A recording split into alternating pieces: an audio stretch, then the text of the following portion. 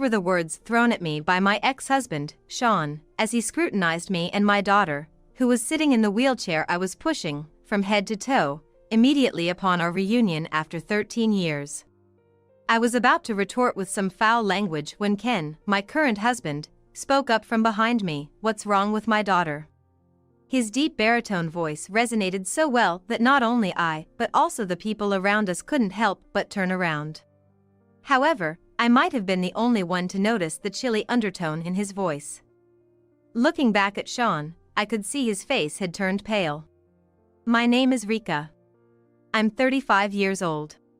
I'm a stay-at-home mom living with my 3-year-old daughter Natalie and my husband Ken, who is 3 years younger than me. The house we currently live in was originally built by Ken's parents. Right after Ken and I got married, my mother-in-law passed away suddenly from an illness, leaving her elderly husband living alone. We couldn't just leave my father-in-law by himself, so Ken's parents handed over the house they lived in to us and moved in with my father-in-law. However, one of the reasons, probably, was that they were worried about Ken's financial situation just after he had started his own business. They wanted us to live in their house without having to pay rent, which was a significant decision for us. I was overjoyed by my in-laws' kindness and, until Natalie was born, I used to visit my father-in-law's house every other day, helping with hospital visits and household chores. After Natalie was born, I slowed down a bit, but still made it a point to visit with Ken at least twice a month, helping out wherever we could or giving my in-laws a break to go relax at spa resort. My in-laws always expressed their gratitude, saying, "We're really thankful for all the help, especially during such a busy time with the baby, and Ken has indeed married a wonderful person." To me, no amount of effort could repay the kindness Ken's family, including his parents and twin sister, Sally, have shown me. They've saved my life not once but twice. Ken was marrying for the first time, but I had been through a failed marriage before. I met my first husband, Sean, when I moved to New York for university and started living in an apartment. We became friends as we moved in on the same day and shared information about nearby supermarkets, home improvement stores, and affordable restaurants. Sean attended a prestigious private university known for its stylish campus and media presence, quite different from my practical university. He was tall, handsome. He often said, "A lot of students at my university come from privileged backgrounds, making it feel claustrophobic for someone from the countryside like me. You and I are alike, it's easier because we don't have to put on airs." And so, he started to spend more time at my place, eventually leading to us living together like a couple. Back then, I couldn't believe I was dating a handsome guy like Sean and thought, I might not have the glamour of the female students on Sean's campus, but I can be a comforting presence. I ended up doing all the housework like cooking, cleaning, and laundry, which, in hindsight, was absurd. A man who seeks comfort right at the start of a relationship is hardly ever a good sign, as that comfort is purely self-serving. Because that comfort is just an abbreviation, but it is, in fact, the very egoism that makes it easy for him. But love is blind. I ignored Sean's selfishness, and when he said, "I want to quit my job because it's tough, but I can't afford to because I don't make much. My classes have gotten harder since I've advanced in my program," I suggested, "why don't we move into a slightly bigger apartment? Don't worry about the rent." So, we moved to a new apartment near our initial meeting place, and I ended up covering all the rent. Sean insisted on having 2 phone lines, one for him and one for me, claiming my dad got transferred to Europe for work around the same time I started high school, and my mom went with him. They're very conservative, and if they found out I was living with someone, they might stop sending money or even tell me to drop out.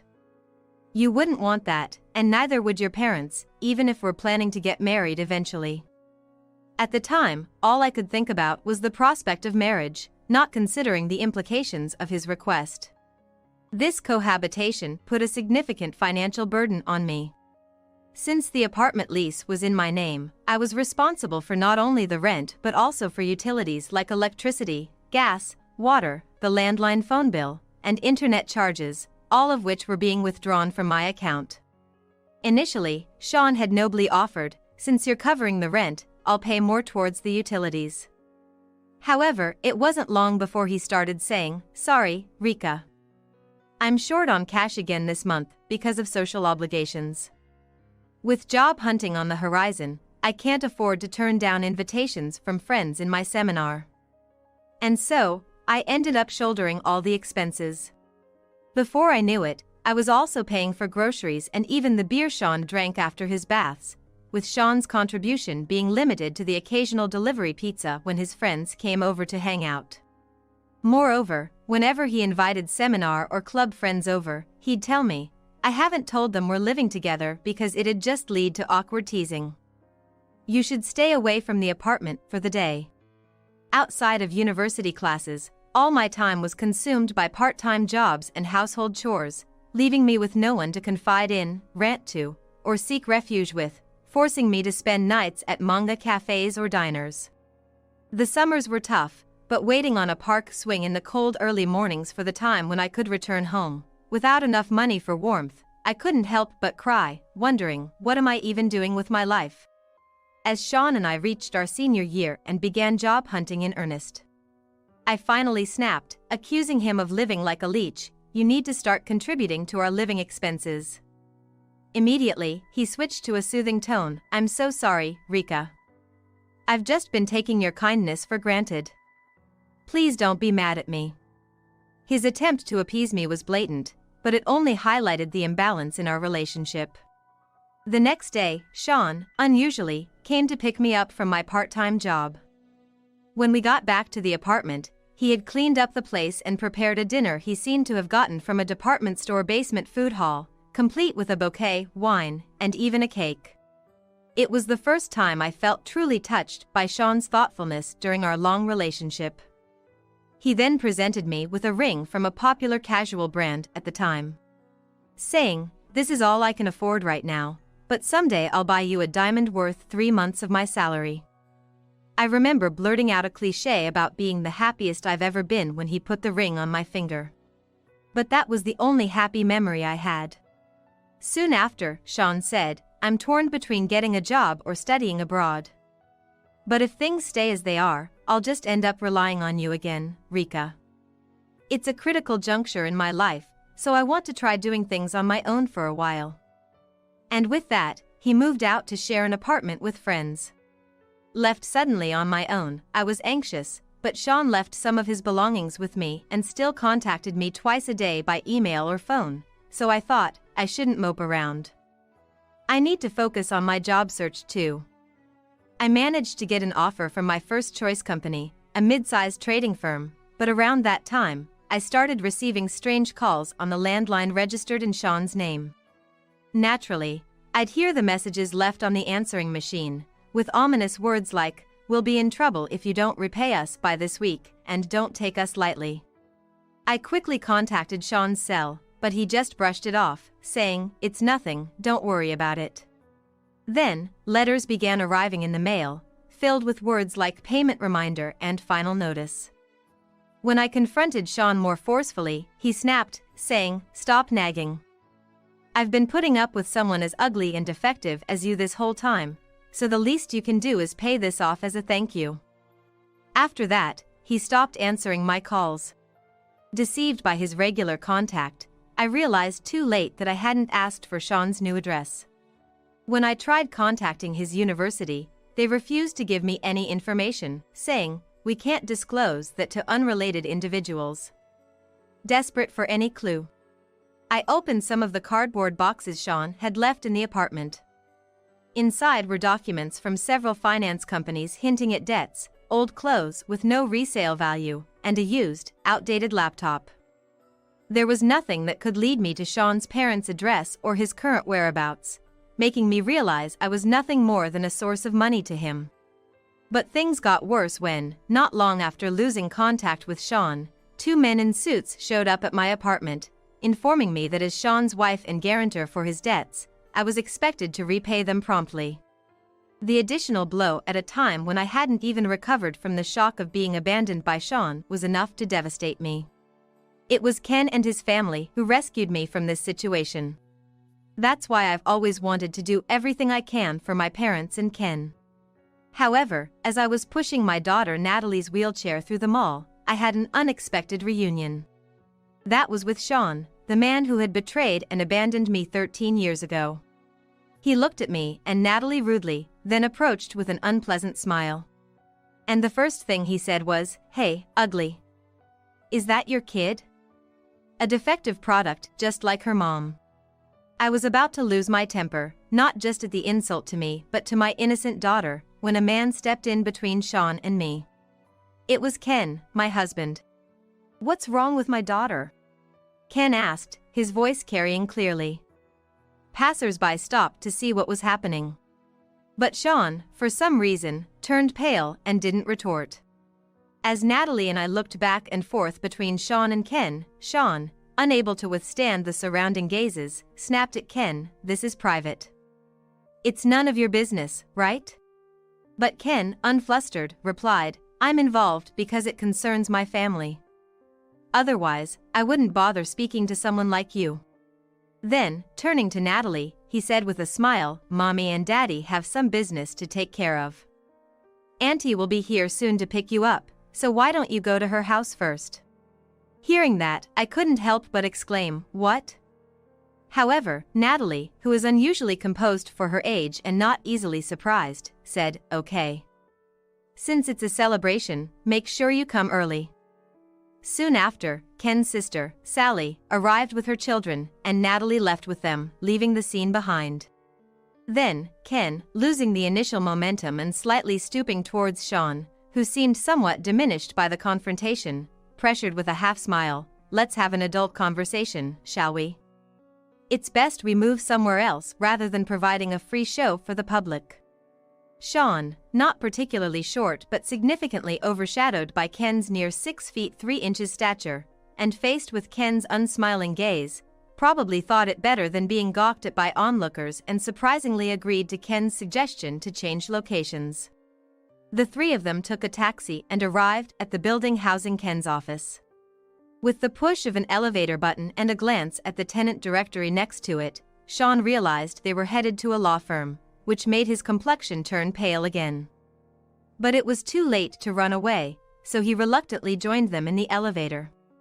On his supposed day off, Ken appeared with a stern face, bringing his wife, me, and a guest, which surprised the office staff. However, by the time we were escorted to the back reception room, they had regained their composure. Watching Ken's profile, I too managed to calm my nerves. The only one who remained visibly restless and uneasy was Sean. Seeing Sean state, Ken, with a sly smile, placed a stack of documents on the table after asking a staff member to bring them and casually mentioned, "It's terrifying how coincidences work, isn't it? To think we'd meet the very person involved before showing this investigation report to the chairman." Sean's complexion grew even worse upon hearing this, but I had no idea what they were talking about. Noticing my confusion, Ken began to explain to both Sean and me. The chairman he mentioned was a major client of Ken's office, the current chairman of a machine tool manufacturing company. Recently, the chairman personally summoned Ken to the company's headquarters, where he was introduced to the chairman's youngest daughter, who had just returned from studying in the United States. The chairman had a special request. He wanted an investigation into a man's background to be kept confidential. And there, in the sales department, was none other than you, right? Sean Smith? Well, you were using a different spelling for Sean back then, Ken continued with a grin, making Sean's face grow even paler. Ken went on to explain that the chairman's granddaughter, while studying in France, had formed a relationship with a man at the same graduate school, promising each other a future together. This man had dropped out of a university just before graduating and moved to France to enroll in a local university. After graduating, he worked for U.S. company's local branch but left, seeking further education in graduate school. The granddaughter, a smart woman, had fallen deeply in love with this man, who supported her through the homesickness after enrolling in a French university. Having completed her master's degree earlier than him, she returned to Japan with him and asked her grandfather, the chairman, to approve their marriage and to consider him for a position in the family-owned company. The chairman was completely unaware of this man's existence around his granddaughter in France. However, the executive director, the chairman's daughter, had met the man several times during business trips to France and had been introduced to his parents stationed there. The executive director thought it too sudden for her adult daughter to marry and immediately join the family business as a future executive. So, after a private discussion between the doting grandfather and the executive director, they discreetly commissioned Ken's law firm, which had a long-standing relationship with their family, to investigate Sean. Feeling a bad premonition, I asked, "Don't tell me, that man isn't Sean, is it?" But before Ken could answer, Sean snapped back, "What? It's a problem if it's me. We've been over for ages, and who I marry has nothing to do with you." Sure, Sean was a part of my past I'd rather forget, and I had no interest in his current affairs, but there was plenty I wanted to say to him out of spite. "Separated, yes. But right before that, you filed for our marriage without my consent, made me a guarantor for your debts, then disappeared," I shouted, and Sean seemed taken aback for a moment but quickly smirked. "You say that, but you wanted to marry me back then. I just made your dream come true, and in return, you helped a bit with my debts." Pointing at Ken, he continued, "I was worried when I had to update my passport at the embassy. But when I checked back here, I was relieved to find I was single. I never thought someone as ugly and defective as you would have someone else willing to take you in, so I was worried you might be waiting for my return." Just as I was about to lose my temper again, Ken stepped in. "I thought you had been quiet because you were reflecting, but a scumbag will always be a scumbag," he remarked, then smoothly explained how our marriage was annulled, leaving Sean officially single. It turns out, when Sean disappeared and debt collectors came for me, Ken's father, my father-in-law, was the first to offer me advice. One of my part-time jobs was tutoring, and at that time, my student was Ken's twin sister, Sally, who has now become my sister-in-law. Sally was a bright kid but had started to skip school due to being ostracized by her classmates. Hired by her concerned parents, I learned that Sally was excluded for standing up for a friend who was also being ostracized. Trying to cheer her up, I not only helped with her studies but also listened to her problems, which endeared me to her parents and grandparents, who began treating me like family. Sally happened to be visiting with her mother to share the news of her recommended admission to the college she wished for, right when the debt collectors showed up at my apartment. Shocked by my exhausted state and furious to learn about the marriage registration done without my consent and being made a guarantor for debts, she immediately contacted her father and grandfather, who brought me to this law firm. From there, my father and grandfather mobilized all their resources to resolve the situation. They started by filing for annulment due to the unauthorized marriage registration and negotiating with the financial institutions about the invalidity of me being made a guarantor against my will. It was a tough battle, but given their expertise in this field, they managed to successfully resolve both issues, I was told.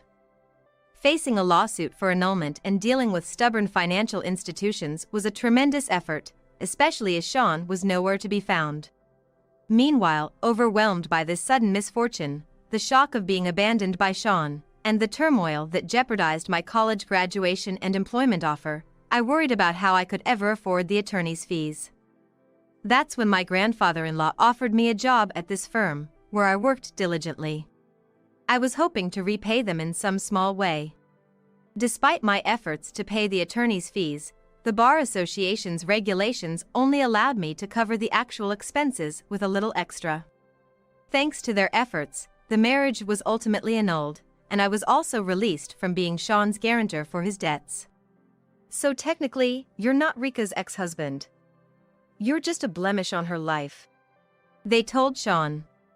Still, Sean seemed unable to grasp the gravity of the situation, retorting, "Well, having a marriage history with such a woman would be boring anyway. And as for the debts, they're probably statute barred by now, so it doesn't matter." At that moment, Ken burst into laughter.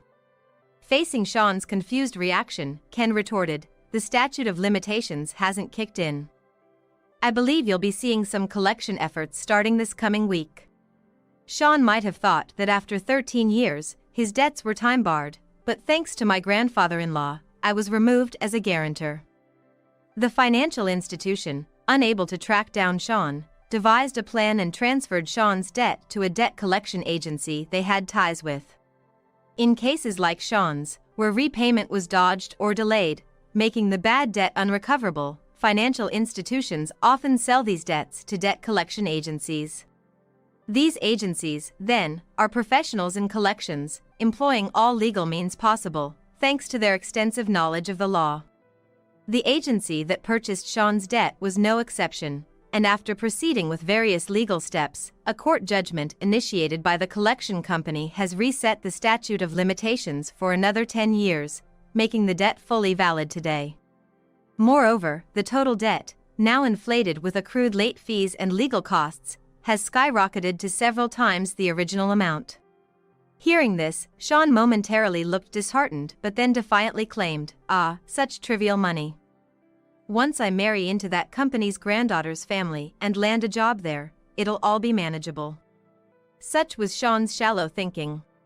He probably assumed that marrying into the family as planned and securing an executive position at his father-in-law's company would make the debt repayment seem trivial.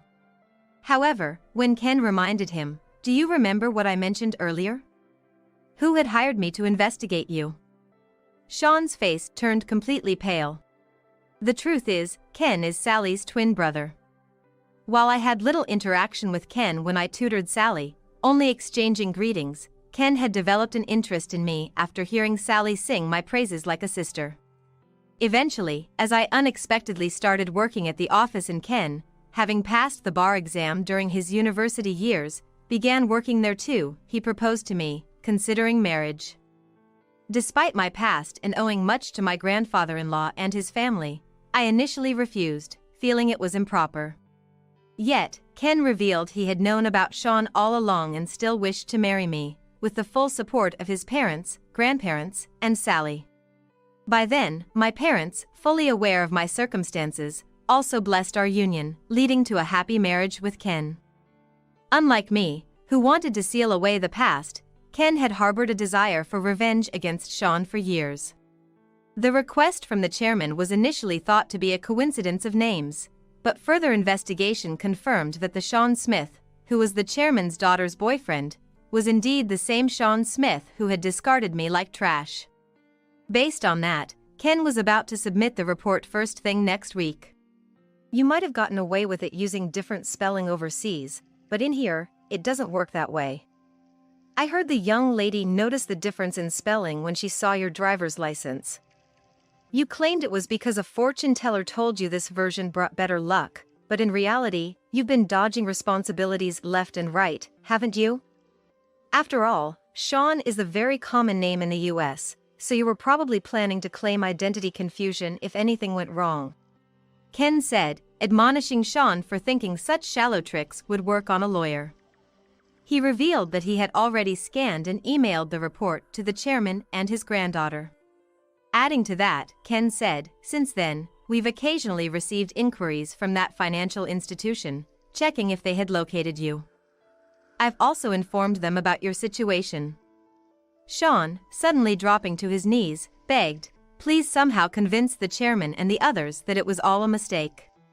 But Ken, with a sarcastic tone, questioned, "Why should I, a lawyer, tell such blatant lies to a client, especially when you've insulted my young daughter, who is in a wheelchair because of an injury, calling her ugly and defective?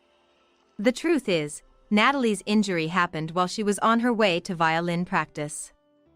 I took my eyes off her for just a moment, and she was knocked over by a high school student distracted by their phone. Since then, Natalie has been somewhat withdrawn, worrying Sally and her kids, who, upon learning that Natalie won a prize in an art competition, suggested, 'Let's celebrate her achievement.' Today was supposed to be for that celebration, but Sean's unexpected appearance turned it into a complete disaster." Ken, utterly doting on his daughter, was undoubtedly furious not just because of Sean's past actions but also because of the vile words directed at Natalie. Even as Ken coldly dismissed him, Sean, without any shame, continued to cry out loudly, pleading, "Please. The future of a man's life is at stake here. Are you going to ruin it? But Ken responded, ruin someone's life? Which right do you have to say such a thing? What you tried to do to Rika and the chairman's granddaughter was exactly the act of ruining someone's life. It's like the saying, curse others and you dig two graves. A boomerang that came right back at you. You should accept it gracefully. When Sean still tried to cling to him, Ken brushed off his arm and said, the exit is that way, calling the building's security to escort Sean out with a flick of his hand. As Sean's cries and resentments faded away, Ken and I exchanged smiles. Later on, Sean rushed to his girlfriend, the chairman's granddaughter, and made excuses, but she, already harboring suspicions, was outraged by the revelation of the truth and refused to see him again, effectively giving him the boot. However, the chairman and the executive director, upset over their beloved daughter and granddaughter being hurt, took further action. Sean, attempting to reconcile and bombarding her with messages and emails, was reported to the police for suspicion of being a fraudster trying to marry and infiltrate the company with a fake resume. While it didn't escalate to a criminal case, a warning was issued for the stalking. Sean, persistent in continuing his harassment, was eventually arrested and prosecuted. Though he received a suspended sentence with probation instead of jail time, the conviction meant he could find employment nowhere, not just outside of Tokyo but across the entire country, despite superficially returning to his normal life. Finding himself in a desperate situation, Sean once again tried to go to America, hoping to find employment there, but with a criminal record, he struggled to obtain a visa and had to give up on that plan.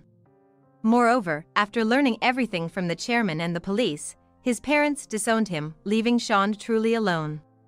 Facing unavoidable debt repayment, he tried to find odd jobs, but, without a smartphone due to being blacklisted, an expired driver's license, and no fixed address, decent work was impossible to come by.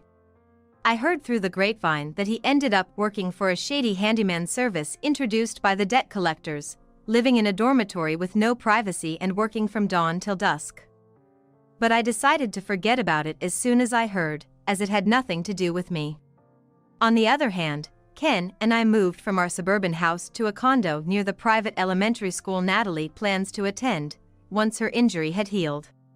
Natalie, who has been averse to taking the train since the accident, liked the bus accessibility and the view from our high-rise apartment, seeming happier every day. The previous house was a remodeled version of Ken's parents' home, so when Ken suggested selling it to move, I worried about what his parents would think. However, they, enjoying their second life in a warm seaside town, told us, the happiness of our son, his wife, and our granddaughter is what matters most. Don't worry about us. They actually encouraged us to go ahead with the move. Being closer to my workplace means more time spent with the family than before. It was a good decision, Ken, enjoying the new life as much as Natalie, said. Watching them, I've been thinking about trying something new myself. Thank you so much, Molly, for having our child. I'm so happy I could have Tim's baby. I can't wait for us to live together as a family of 3. Molly looked up at Tim with adoration. Although she came to celebrate the joyous occasion of giving birth to the beloved Molly, it seems there was a shocking betrayal.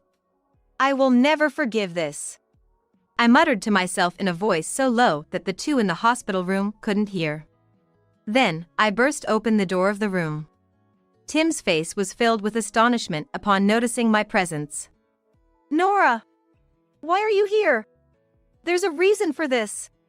Tim was clearly flustered. However, Molly was smirking at an angle Tim couldn't see. Surely, she had intentionally called me to this scene. I decided to say with a forced smile to both of them. Congratulations. The baby is adorable. And with that, I left the room. I won't let Molly have her way. I was determined for revenge and immediately set into action. I am Nora. This year, I turned 36. I work in sales at a major life insurance company. It's mostly women around, and the incentives are substantial. Hard work every day leads to sales performance, and it was the perfect job for me. And I have one best friend. That's Molly. We became friends in college. Molly was the cutest girl. She had her hair curled inward and dressed like a lady. That's why she was very popular among men, and sometimes she was even called out for dates. Molly was good at flattering men. When Molly looked up and asked for something, most men would give in. Often, she got a smart friend to let her copy their lecture notes. Thanks to that, she managed to keep up good grades, which I envied. I, on the other hand, was not popular at all. I never had a boyfriend, nor have I ever been on a date. I preferred casual clothes like jeans and hoodies. The reason why Molly and I, who are complete opposites, became friends was due to a certain incident. It was during a lecture. The lecture involved making groups among students.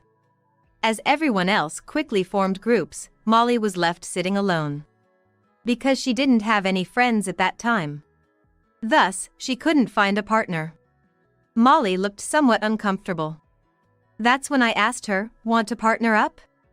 Molly looked at me hesitantly. "Are you sure you want to be with me?" "Of course," I answered with a smile. From there, Molly and I became close and spent a lot of time together. For me, who didn't have many friends, Molly was like a best friend. Despite concerns from a few friends, I chose to continue being friends with Molly. Although it seemed Molly occasionally had trouble with men, she treated me just fine. After graduating from college, we both became busy and our communication decreased. However, the fact that we are important friends hasn't changed. I want to cherish that going forward. I met my husband, Tim, after I started working. The meeting was through an acquaintance's introduction. Worried about my lack of encounters, the acquaintance hosted a dinner party. By chance, Tim sat next to me at the party. Tim talked to me in a friendly manner. For me, who had little interaction with men before, this was very refreshing. After the dinner party ended, Tim approached me. "Nora, I thought you were the cutest. Would you mind if we exchanged contact information?" Tim said, smiling. No one had ever said such things to me before. Men in my college days always cared only about Molly. I was like air to them. With Tim, I felt he saw me as an individual. Believing this, I responded, "Yes. Of course." After that, we went on several dates and started dating. About a year into our relationship, Tim proposed to me. I was convinced that I could be happy with Tim. And now, 4 years into our marriage, life with Tim is going smoothly. I continued working even after marriage at Tim's request. "Could you work until we have a child? I'd like to save up a bit for our future together." "Of course. I'll do my best." I thought Tim's request was only reasonable, and I've been working hard at my current job. And just recently, we bought a new house. We had been renting an apartment right after getting married, but a property close to our parents' house came on the market. The 35-year mortgage is tough, but I'm thrilled we have our own home. Our married life seems smooth sailing, but there's one concern. We haven't been able to conceive. Even after 4 years of marriage, we've been unable to have a child. Many families live in our neighborhood, and I often see babies around. Initially, Tim was encouraging, but lately, he hasn't said much. He probably doesn't want to get my hopes up unnecessarily. Thinking this, my heart feels a bit heavy. One day, while checking my social media as usual, I received a direct message. It was from Molly. She wanted to catch up after a long time. Feeling nostalgic and happy, I replied. Molly seems to be living at her parents' home now. And coincidentally, we found out that her parents' house and mine are close, so we decided she would come over to my place on the promised Sunday. "It's been a while, Nora. Your new house is lovely." Molly greeted me with a smile as soon as she arrived. "Thanks. Let me introduce you. This is my husband, Tim." I introduced Tim, who was next to me, to Molly. I had already told Molly about my marriage beforehand. "Wow, what a wonderful husband. Nice to meet you, I'm Nora's best friend, Molly." Molly introduced herself with a bright smile. Then, Tim's cheeks turned a bit red. Nora has such a cute friend. You must be really popular, right? Tim talked to Molly with a grin. After that, the three of us chatted pleasantly. Then, Molly made a suggestion. How about we start a group chat for the three of us? That way, we can keep in touch easily. I really enjoyed talking with Tim, what do you think? Molly was confident, as if it was a brilliant idea. Yeah. I felt a bit troubled. I wasn't sure about Tim's feelings, and it might be awkward for him. As I was pondering what to say, Tim leaned in. That sounds great. I'd love to talk more with Molly. Tim was smiling cheerfully. And so, we decided to start a group chat among the three of us. I was concerned about Tim being so enthusiastic, but maybe he was just trying to be considerate, knowing I don't have many friends. I decided not to worry about Tim's reaction. However, we hardly exchanged messages in the group chat. Maybe Molly is busy too. I didn't think much of it and carried on. Recently, something has been bothering me. Tim's return time from work has become extremely late. Until now, he would be home by 9 p.m. at the latest.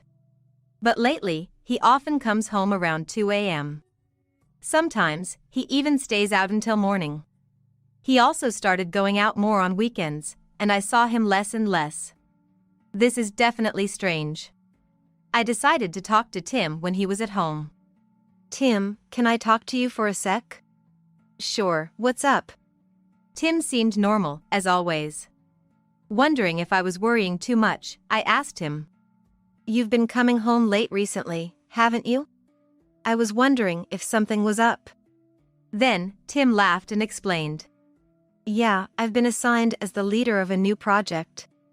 It's a pretty big project with a tight deadline.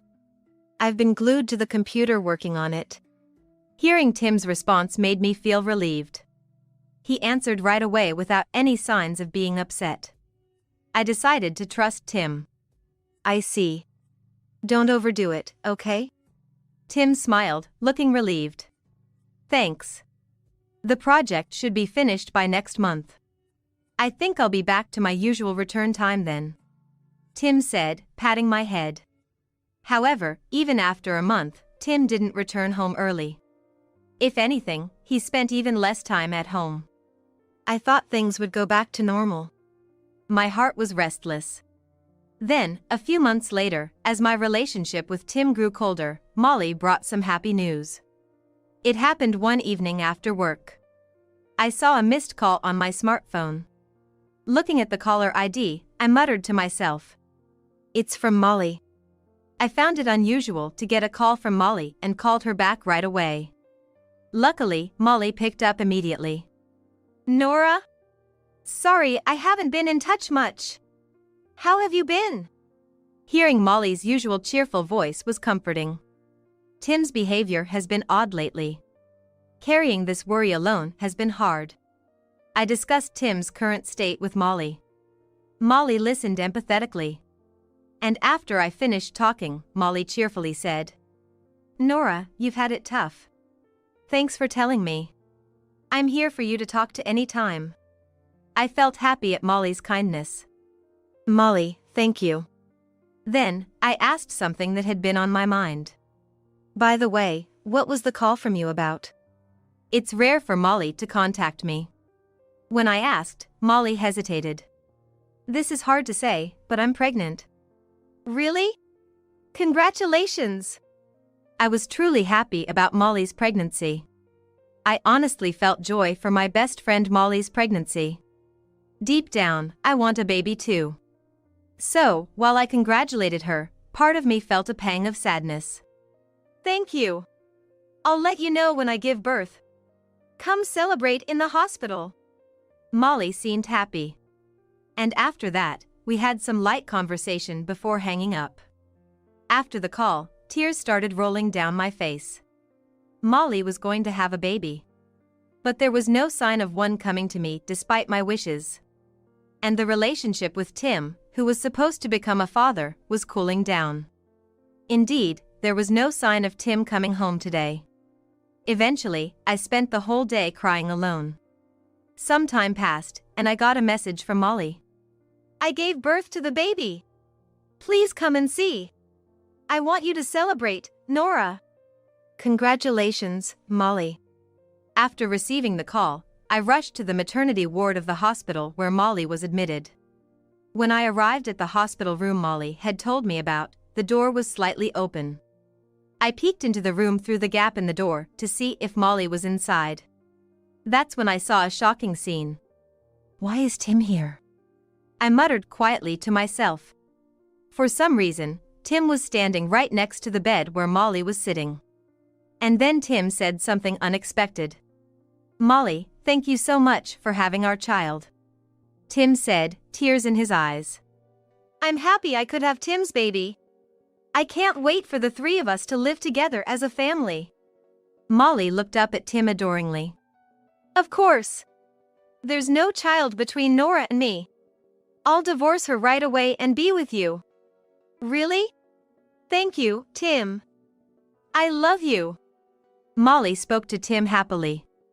I just glared at them in silence. I came to celebrate Molly's childbirth, only to find such a shocking betrayal. I will never forgive this. I muttered quietly enough that the two in the room couldn't hear. Then I flung open the door of the room.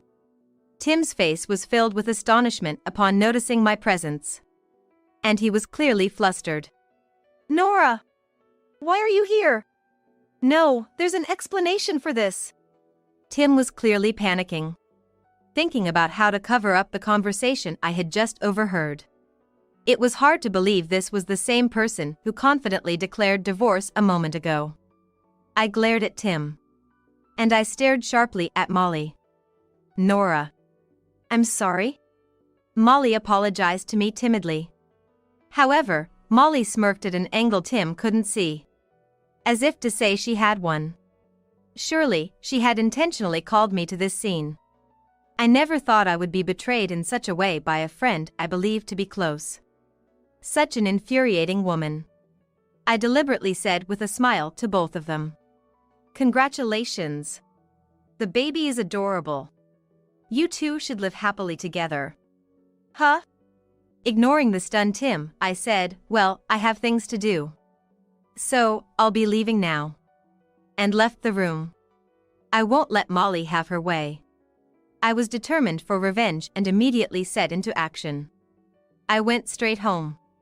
I packed only my belongings and immediately called a handyman service. Then, I made a bold request to the handyman who arrived. Please dispose of everything here right now, I said, asking them to throw away Tim's belongings. My belongings fit into just one suitcase. Only valuable items and clothes, that's all. The furniture and appliances were purchased by Tim. I had agreed to pay back the mortgage on the house in my name in exchange for Tim buying the furniture and appliances.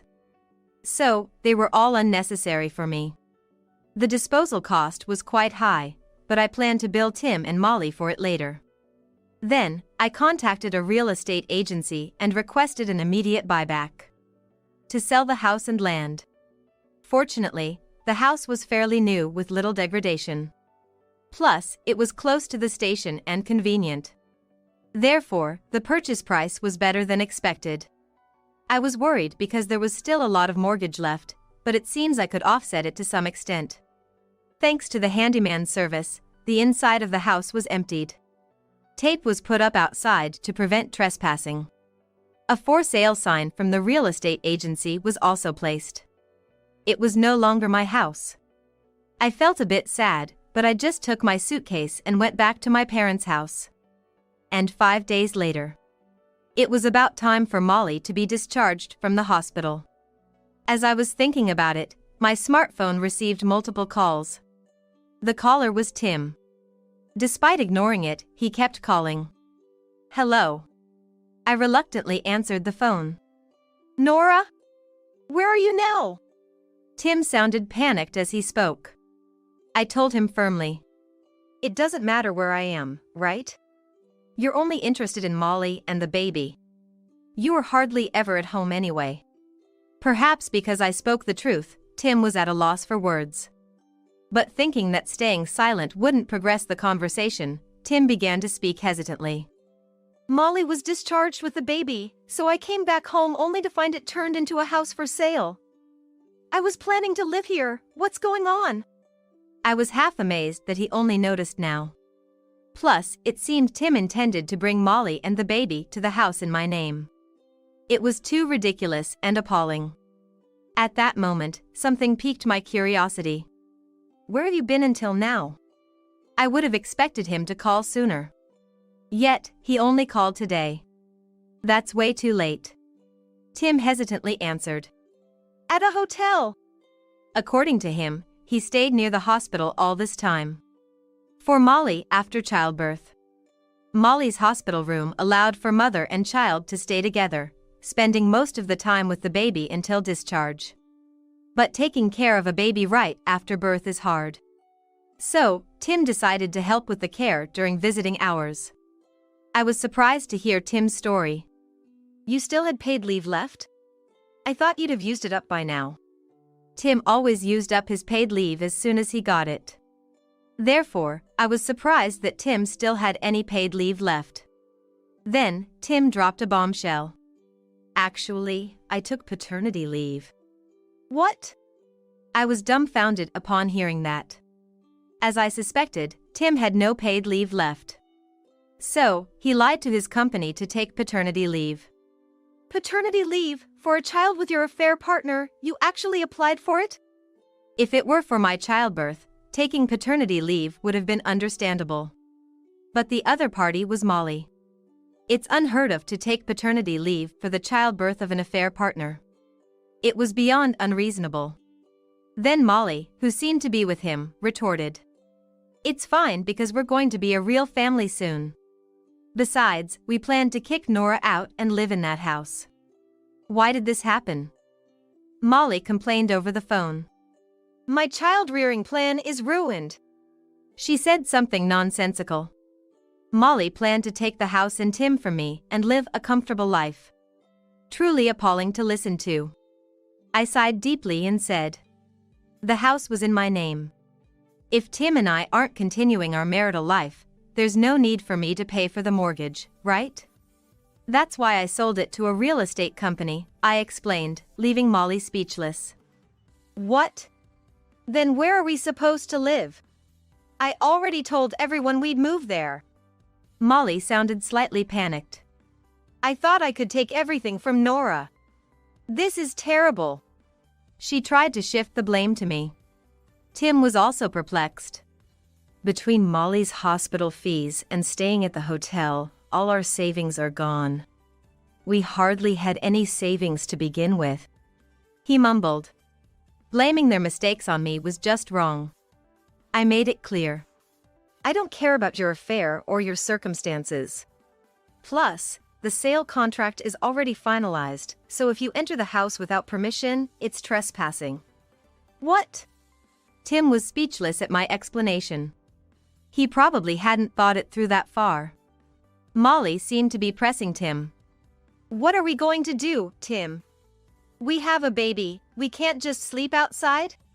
From Molly's tone, it was clear she was panicking. I could hear the baby crying over the phone. It must have been quite a scene. Amidst this, I remembered something. So, I kindly informed them. Oh, by the way, I disposed of all Tim's belongings. What? Tim sounded as if he couldn't comprehend. He must be unable to accept reality. I explained politely to Tim. The house sale meant your stuff was in the way. Plus, I don't need furniture or appliances bought by someone who cheated on me, and of course, I'll be demanding the disposal cost from you, I said, and Tim fell silent. Taking advantage of Tim's silence, I continued. You should be hearing from the lawyer, so don't run away. Then Molly snapped at my statement. What? Why do I have to pay?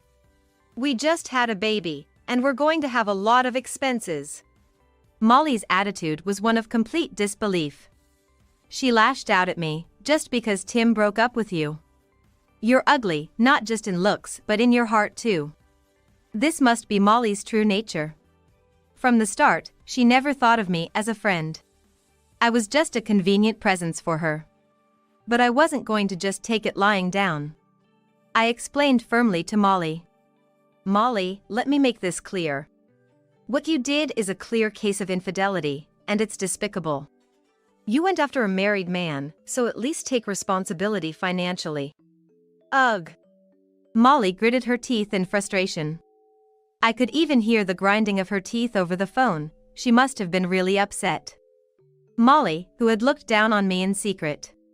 Now the tables have turned, it was inevitable. And then there's Tim, another enemy. Tim didn't seem fully convinced either. I'm completely out of money. He said something like that.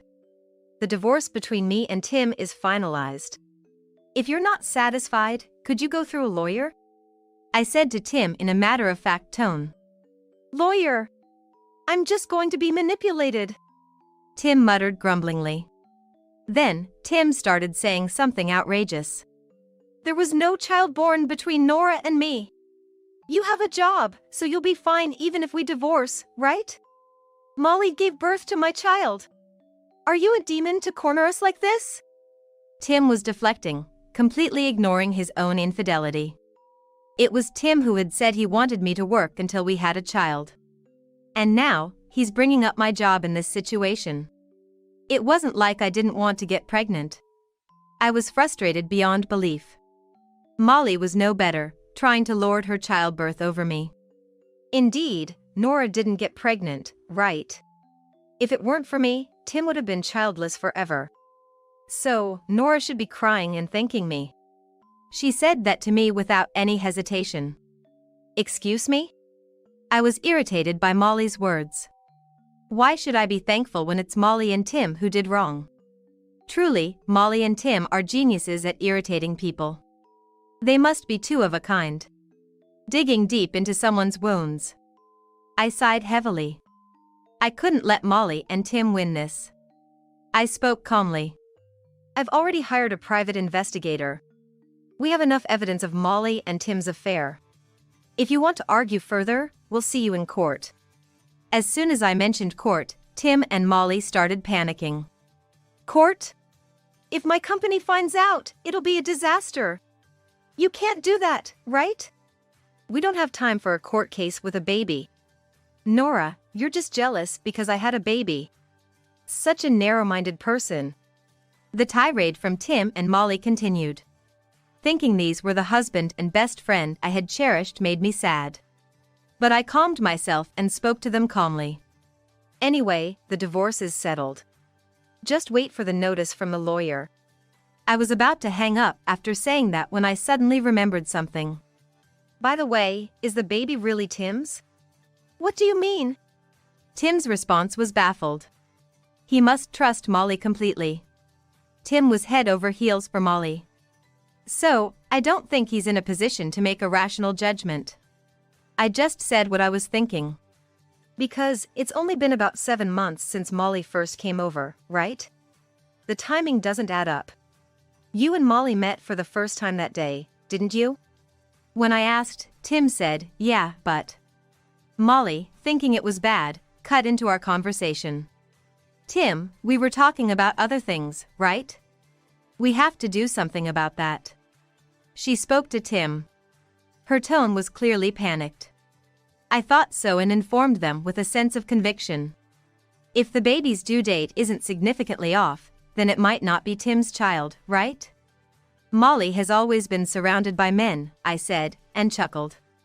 Unless Molly had a very premature birth, it's almost impossible for the baby to be Tim's.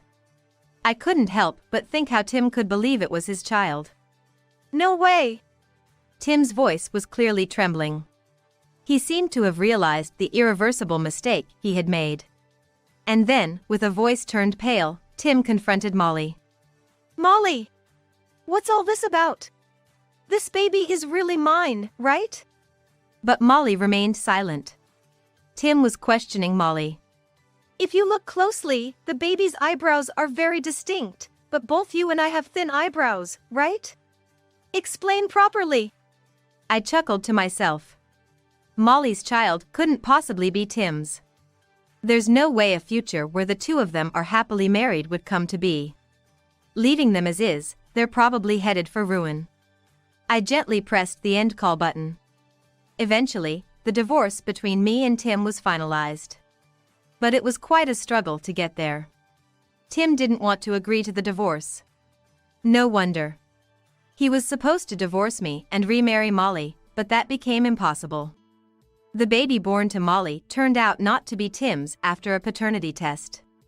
Upon closer inspection, Tim noticed several facial features that didn't resemble either of them. And later, it was revealed that Molly had been cheating with various men simultaneously. Molly had a history of infidelity, having been divorced by her ex-husband for that reason and returning to her parents' home. She had hardly ever been home, spending her nights out. Molly's parents were suspicious of her jobless, partying lifestyle, but couldn't kick her out as she hadn't caused any major problems until now. That probably made Molly even more brazen. She became even more devoted to her social life. Soon after, Molly's pregnancy was discovered, but naturally, the father was unknown. So, Molly chose Tim, who had a decent job. Among her other affair partners who were freelancers or worked for small companies with low salaries. They all looked good, which made them suitable for her flings. But with such men, a comfortable married life was out of the question. Hence, she targeted Tim. Molly planned to kick me out and live luxuriously off Tim's income. However, her plan failed when it was revealed the baby wasn't Tim's, leading to their separation. Moreover, I heard that among Molly's affair partners, there were other married men as well. Her parents were furious over this incident and disowned her. And then, they supposedly kicked Molly out of the house. Given Molly's past behavior, this outcome was inevitable. Molly's child is being raised by her parents. Probably because they knew Molly couldn't do it. Molly's parents will surely face a lot of hardship from now on, but I'm glad that the baby won't have to suffer. Molly has been missing since being kicked out of her home. The future of a woman in her late 30s without a home or job is easy to imagine. She's likely in a difficult situation. But it's all due to her own actions. I hope she reflects on them. As for Tim, after our divorce, he was fired from his job. The reason was the discovery of his fraudulent paternity leave, taken to accompany Molly during her childbirth, an obviously unacceptable act. He had taken leave under the pretense of my childbirth. But with our divorce and the revelation that I wasn't pregnant, his lie was exposed to his company. After being reprimanded by his company, Tim had no choice but to explain the situation. He received quite a scolding and, it seems, was fired. I knew about this because Tim contacted me. I got a call from a payphone on my smartphone, and it was Tim. I tried to hang up immediately, but Tim, crying, begged me to listen. Reluctantly, I heard him out and learned what had happened. Through tears, Tim pleaded with me. Please, give me another chance. I've been fired, and I have nowhere to live. You're all I have left, Nora. Despite his tears, his words didn't touch my heart. After all, Tim was the reason for our divorce. I sighed heavily and said, I'm really fulfilled right now. There's absolutely no way I would remarry you, Tim. After telling the sobbing Tim not to call me again, I hung up. Then I went straight to the mobile carrier and changed my phone number. I probably won't have anything to do with Tim ever again. A year and a half has passed since then. I'm living very happily now.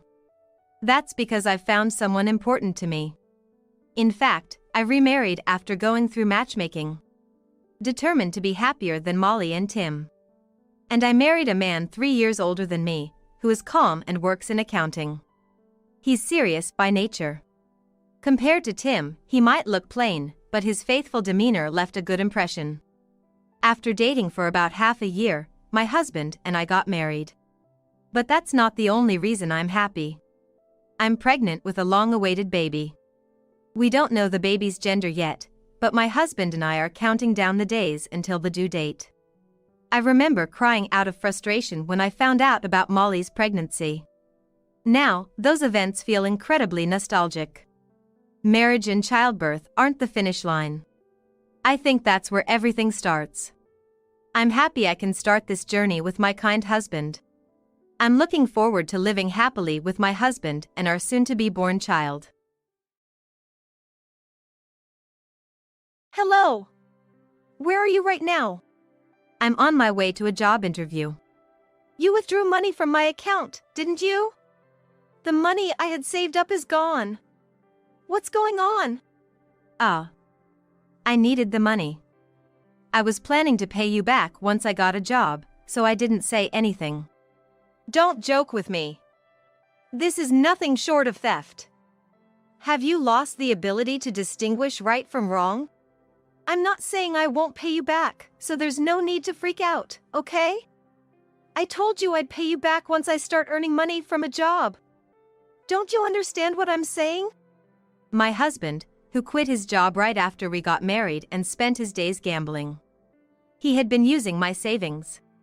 I was at my wit's end with my husband's defiance and hung up the phone. After that, we didn't speak for a week. One day, after working late, I came home at 11 p.m. As I approached our house, I saw the lights on. I wished he had gone to bed earlier. As I was about to enter the house. Ma'am, you shouldn't go inside right now. Oh. No. Why shouldn't I go inside, huh? It's not just your husband inside. He's borrowed money, you know. Actually, about that. Our neighbor, who had been lying in wait for me. I was surprised since we had never spoken before, but his next words left me speechless. Judging it too dangerous to enter, I decided. My name is Sally, and I currently work in an office at a small to medium-sized company, living alone. When I was in high school, my mother fell ill, and I started working right after graduating from high school. It was a tough decision for me at the time since going to college was not an option due to our family's financial situation. However, I was grateful to my mother, who raised me by herself, and I felt I had to work hard for her sake. Oh hi, I'll be heading out now. If you'd like, take this with you. You're going to the hospital to see your mom, right? Are these pastries? Here, I heard your mom is hospitalized, and I thought she might like these. Actually, a client brought it as a gift. You're always working hard, after all. Thank you so much. My mom loves sweets, so she'll be thrilled. Honestly, the reason I was able to get a job even with just a high school diploma was because it was an office job. Not to look down on all office workers, but the job is relatively simple. Because it's a job that even a high school graduate can do, I felt like I wasn't very important to the company. But everyone at the company, starting with the boss, was really kind to me, and there were many people who supported me as I worked hard for my mom. Mom, this is from the boss. He said you can have it. It's a pretty famous brand of sweet pastries. Wanna eat it together? Is that so? You are truly loved. It's just that everyone is kind. But the atmosphere at work is really good, and even as a high school graduate, I feel needed. I'm glad I took the job. Not everything was going smoothly. It wasn't a matter of life or death, but my mom was hospitalized, and those costs were nothing to sneeze at. Since I worked as an office worker, my salary wasn't that high, and after paying rent and hospital bills, there was hardly any money left over. Of course, I didn't have any money to spend on hobbies, nor did I have the time, but I wasn't lonely, nor did I suffer from mental stress. Moreover, recently, someone had been making advances towards me, and my heart was a bit fluttery. Sorry. I'm late. The meeting went on longer than expected. Did you wait long? Not at all, don't worry. Good. Then, since it's already late, let's go grab some dinner. He was a salesperson who had come to the company where I worked, and as an office worker, I had met him several times. At first, we interacted purely on a professional basis, but after he made advances, we went out for dinner. It had been years since I had gone out to dinner with a man, and I really enjoyed it. After a few months, we started dating, and a year later, we got married. Both of us were over 30, and there was a rush to get married, but I was glad I could marry him. However, my opinion changed about a month after we got married. You know, I've decided to quit my job. Excuse me? My current job isn't what I want to do. So, I'm going to pursue what I really want to do from now on. But what about our living expenses? For a while, we can manage on your salary. Don't worry, I won't be unemployed forever. Being newly married, and though not a lot, I was able to bring in a stable income. That's why I decided to support my husband's job hunting. A job is important as a means to earn money, and it's natural to seek a position that pays more. But since it's something you do every day, you shouldn't settle for less. I'm not the kind of person who can just say work is work and not get stressed about it. Alright, but my salary isn't that much, so try to find a job as soon as you can. Sure. Even when I was living alone, I was barely making ends meet, so there was no room for savings. That's why, covering living expenses for the two of us on just my salary was tough, but I decided to support my husband in his job search. However, I'm home. Huh? Did you smoke? Me? Smoke? No way. Then why do I smell cigarettes? Could it be gambling at casino? Ah. I went to an interview today, and I stopped by on my way back. I've told you to quit gambling. Why would you do that? It's just a little break. You can't expect me to spend all my days just going to interviews without any breaks, right? Indeed. I understand that being chased by interviews every day can accumulate stress. But isn't that unavoidable? He was the one who quit his job, and I was the one funding his job search. On days he has interviews in both the morning and afternoon, I even give him lunch money. If there's money for gambling, I wish he'd save a bit. Where are you even getting the money for gambling? From the grocery money. If I end up making a profit, you shouldn't have any complaints, right? I've told you to not dip into our living expenses. It's not like we're in a huge debts. Plus, if I shop during the supermarket's discount hours, it ends up being cheaper. I'm the one who does the shopping. Going to work, then shopping, and I have to cook too. The discount hours at the supermarket are right before closing time at night. Are you really saying I should go shopping at such a time? I never thought he'd push everything onto me like this, nor did I anticipate our marriage facing problems so early on. Well, once I get a job, I'll manage from my own salary. It's not about that. You're being too naggy, you know? Since I have an interview tomorrow, can you hurry up and make dinner? Really? Why am I being made out to be the bad one here? If he has money and time to go gambling, he could have at least thought about me, working and doing household chores, and bought dinner. Well, expecting anything from my husband is probably pointless. Oh well. After saying all this, surely even he would understand. That was what I thought, but his behavior never improved. Hey. It's been half a year since you started your job search. When are you going to find something? If it were easy, I would have found something by now. Don't you get it? Finding the perfect job isn't that simple. I understand that, but isn't compromise important too? If this keeps up, you'll be unemployed forever. If there's a long gap, employers will wonder what you've been doing, and it'll only make it harder for you to get hired, you know? Stop nagging. You don't know how hard it is to change jobs. When I said that, my husband snapped back at me. But I don't think what I'm saying is wrong at all. Despite saying he's job hunting, my husband spends all his time gambling. The lack of progress in finding a job and the constant spending of money are causing me trouble. Lately, he's even started going out at night. I'm heading out for a bit. Again. It's already 8 p.m. Where are you going at this hour? Where? It's none of your business, is it? How can it not be my business? And, how are you managing the money? It's none of your business. Stop nagging me. Don't interfere with what I'm doing. He yelled and then left. Why do I have to be yelled at? And I don't even know where he's going. No money, but where and what is he doing at night? Could it be an affair? The thought crossed my mind, but I couldn't believe he would betray me to that extent. No. Maybe I just wanted to believe that. Despite having no money, going out night after night, an affair was the only thing I could think of, but I didn't want to add more worries to my plate. And so, about 3 months passed. My husband still hadn't found a new job, and time just kept passing by.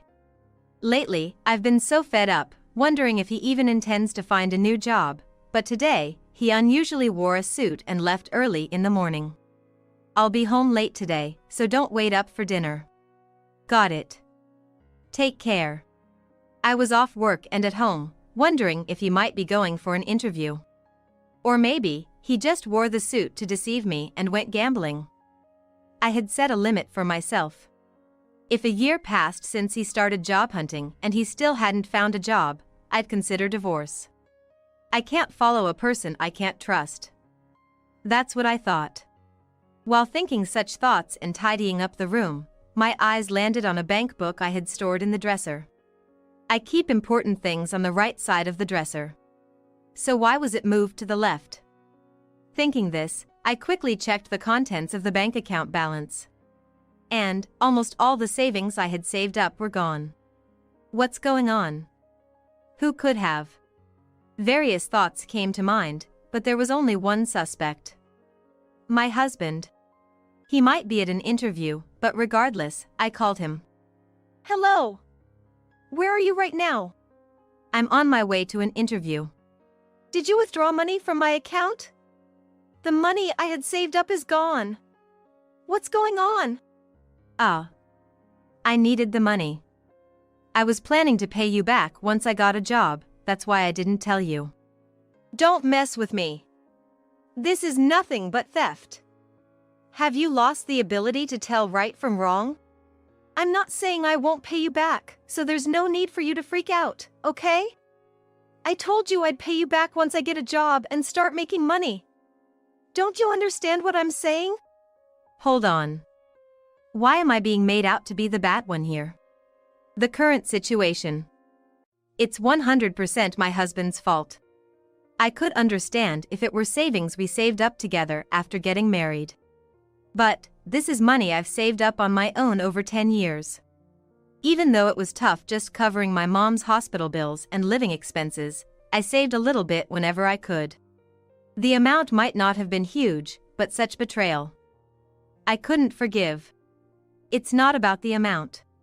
It was the betrayal by my husband that made me furious. Don't mess with me. You might as well not come back home, I said and hung up the phone. Maybe he needed money urgently. Well, most likely, he spent it on gambling or something, but even if not, shouldn't he have discussed it with me first? Just because we're family doesn't mean anything goes. Especially with money lending and borrowing among family, it has to be handled properly. It's a matter of trust. Even a child knows that. I won't accept an adult not understanding this. The more I thought about it, the angrier I got, and I couldn't control my emotions, that's how mad I was. That evening, I went to the hospital to discuss this with my mom. Can you believe he spent the money I saved up without asking? Isn't that crazy? Yes, it's unbelievable. My mom said it's better to divorce such a person. You shouldn't marry someone you can't trust if you're going to spend decades together. I was planning to wait a year, but I started thinking it's better to divorce him sooner. That's how I felt. When I returned home, my husband hadn't come back yet, so I ate and went to bed. I had work the next day, so I ate breakfast and headed to the office. There was a lot to do, but my mind was preoccupied with yesterday's events. I could barely get anything done and couldn't concentrate at all until the evening. However, I couldn't just leave without doing anything, so I decided to stay late and finish today's work. Are you still here? You know, you can go home and come back to it tomorrow if you need to. No. I couldn't get much done today, so I need to finish what I have to before I go home. Have a good evening. I said this to the boss and went back to my work. Even though I knew I had to finish today, my work speed was less than half of my usual. My mind was filled not with work, but with thoughts of my husband. Switching my focus was easier said than done. What am I going to do now? If I'm going to divorce, when should I do it? And how should I bring it up? My unemployed husband can't live without me. Even if I say I want a divorce, I don't think he'll agree easily. The place we're living in is in my name, so moving out would be a hassle. And without any money on hand, moving out wouldn't even be an option. What should I do? As I pondered this while working, it quickly became night. I'm finally done. But it's already 9 p.m. It was past 9 p.m. when I finished, and I went out to eat. Probably my husband was back home, and I didn't want to see his face. That was all I could think about. After eating at a diner, it was about 10:30 p.m. It's about time to head back. Thinking this, I reluctantly started my way home. I arrived at the street in front of my house in about 30 minutes, walking with my head down. The lights were on inside, so my husband was back.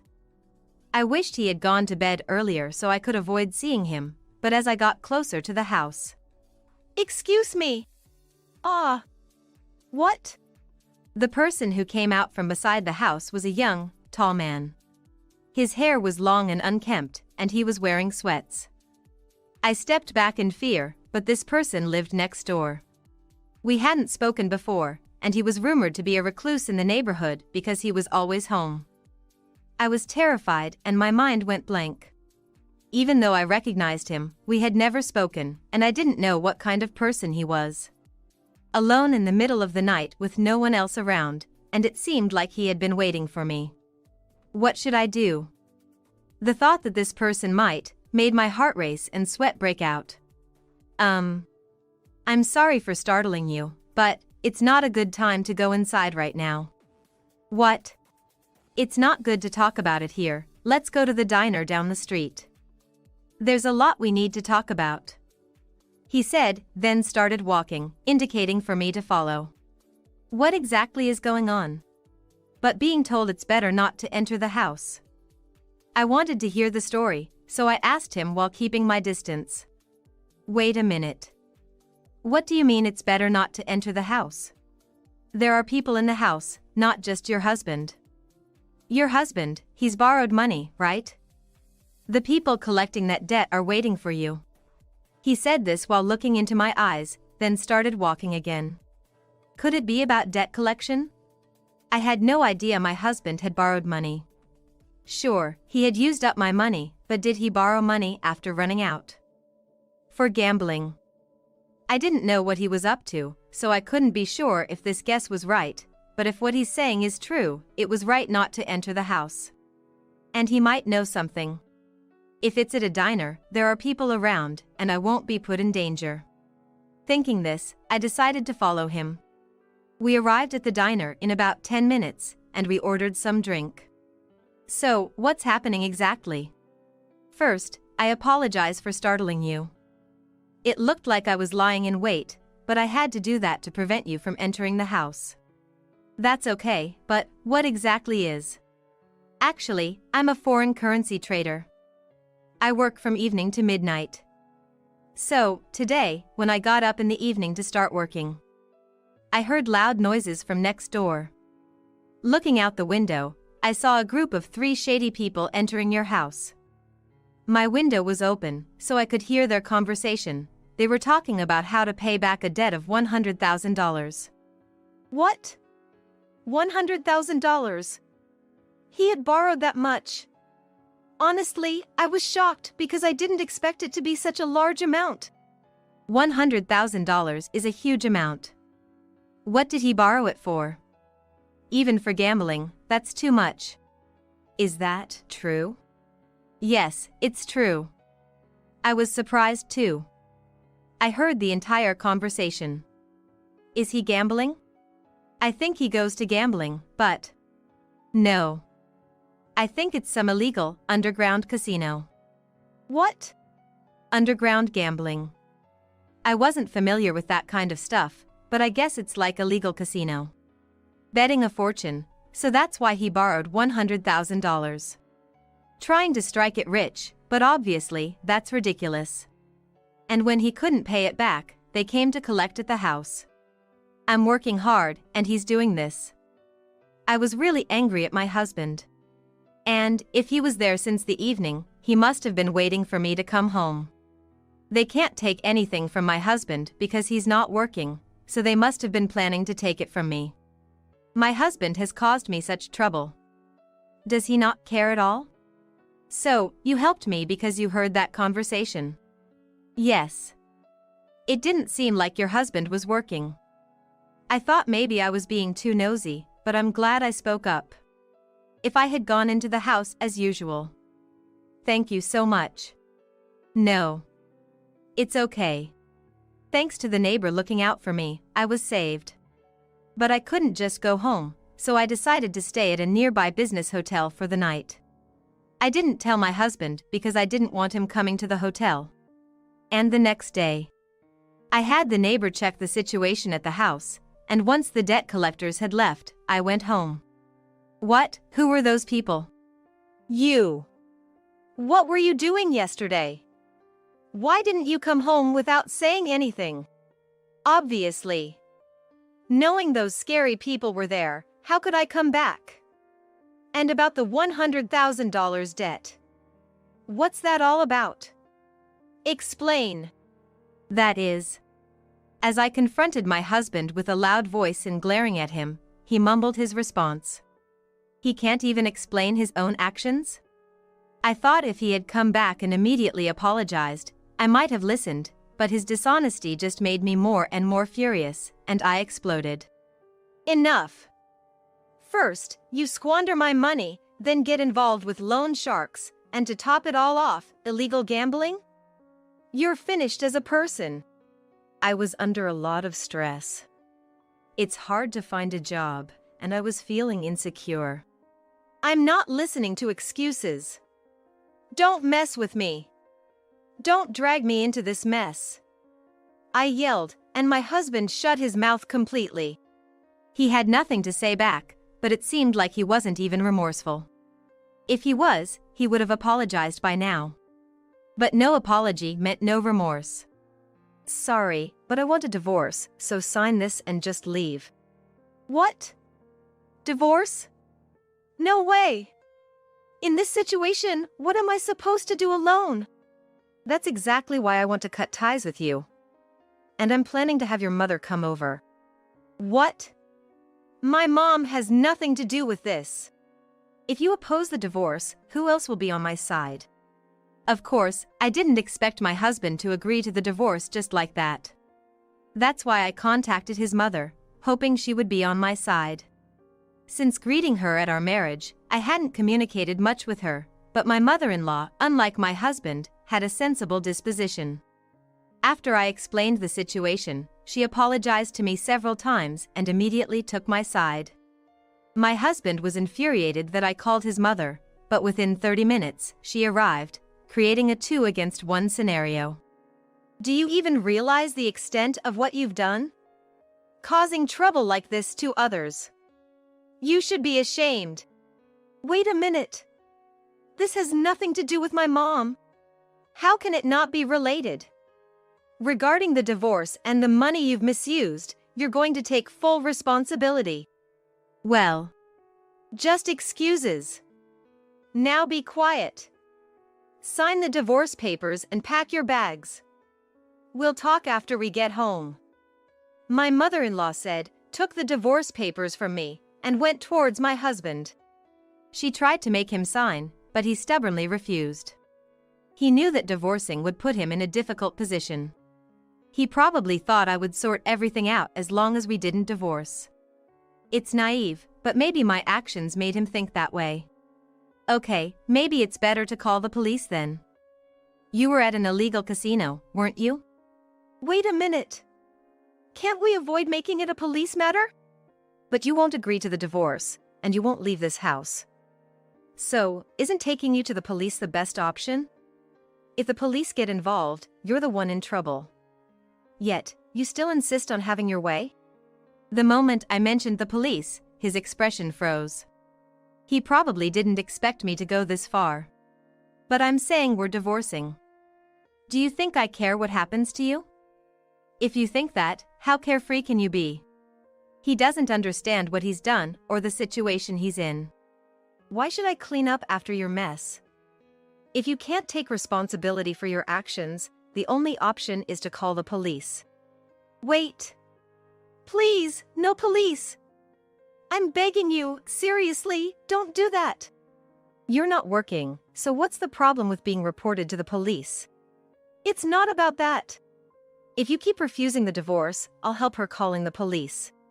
With my mother-in-law saying that, my husband finally realized he had no allies here. My mother-in-law was helping.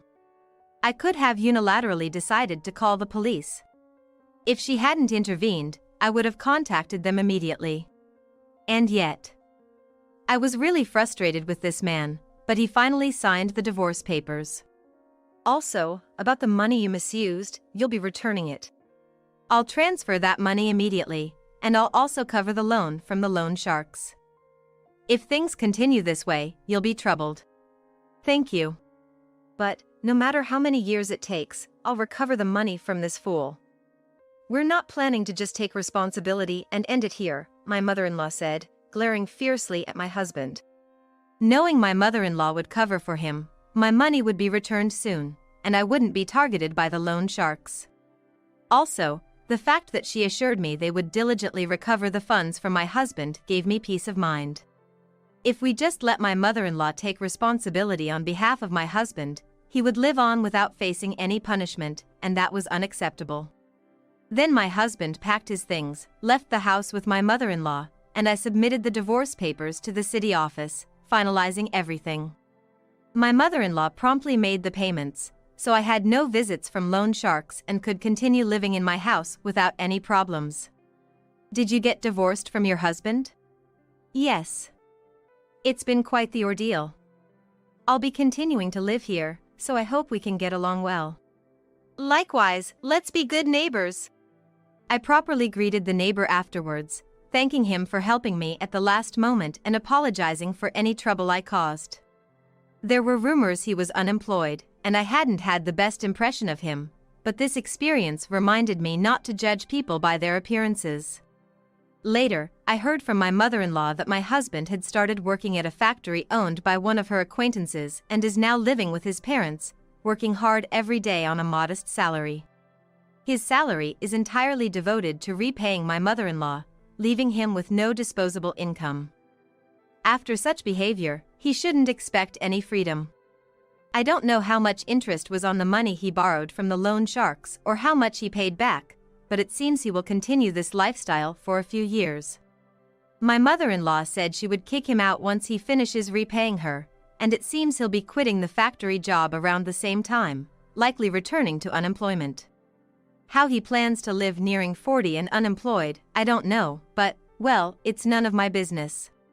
Since then, I've continued living in the same house and have become friends with the neighbor. We go out for meals together on weekends since we're both single and have free time. Even after divorcing my husband, I have my mother, colleagues, and the neighbor. I'm not lonely at all. What's important in life is relationships. And in building those relationships, it's crucial to earn solid trust.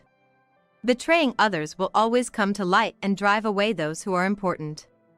That is why I will continue to live my life so as not to betray my loved ones. Isn't it common sense for a wife to have children? Infertile women are useless. Mary, get out of here. My husband, Ken, berated me as I returned home after a long absence.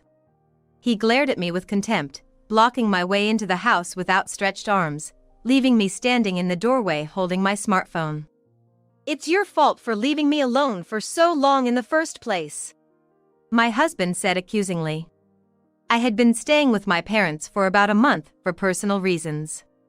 I had just thought I could finally return home, but this was the state of affairs with my husband. Well, this isn't your home anymore. I already have a new partner. I glanced down at my feet and saw familiar shoes on the doormat. I slowly lifted my head, glaring at my husband. Oh, you finally noticed, huh? That's right, it's your sister, Anna. I'll be living here with Anna now. Unlike you, she's beautiful and has a great figure. You wouldn't even think you're sisters. My husband said with a smirk as he stood in the entranceway. I couldn't help but bite my lip, even surprising myself. I was used to being compared to my beautiful sister, but it felt so unpleasant when my own husband pointed it out.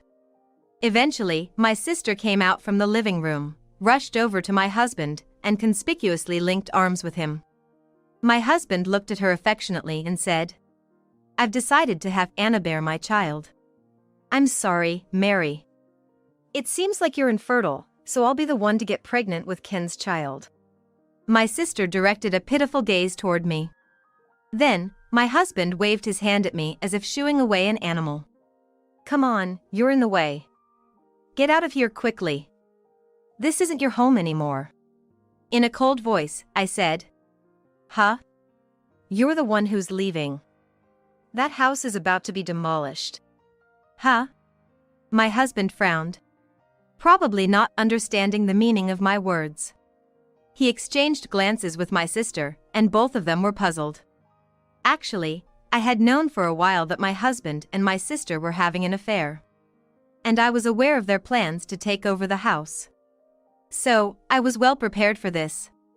I was determined to take everything away from my husband.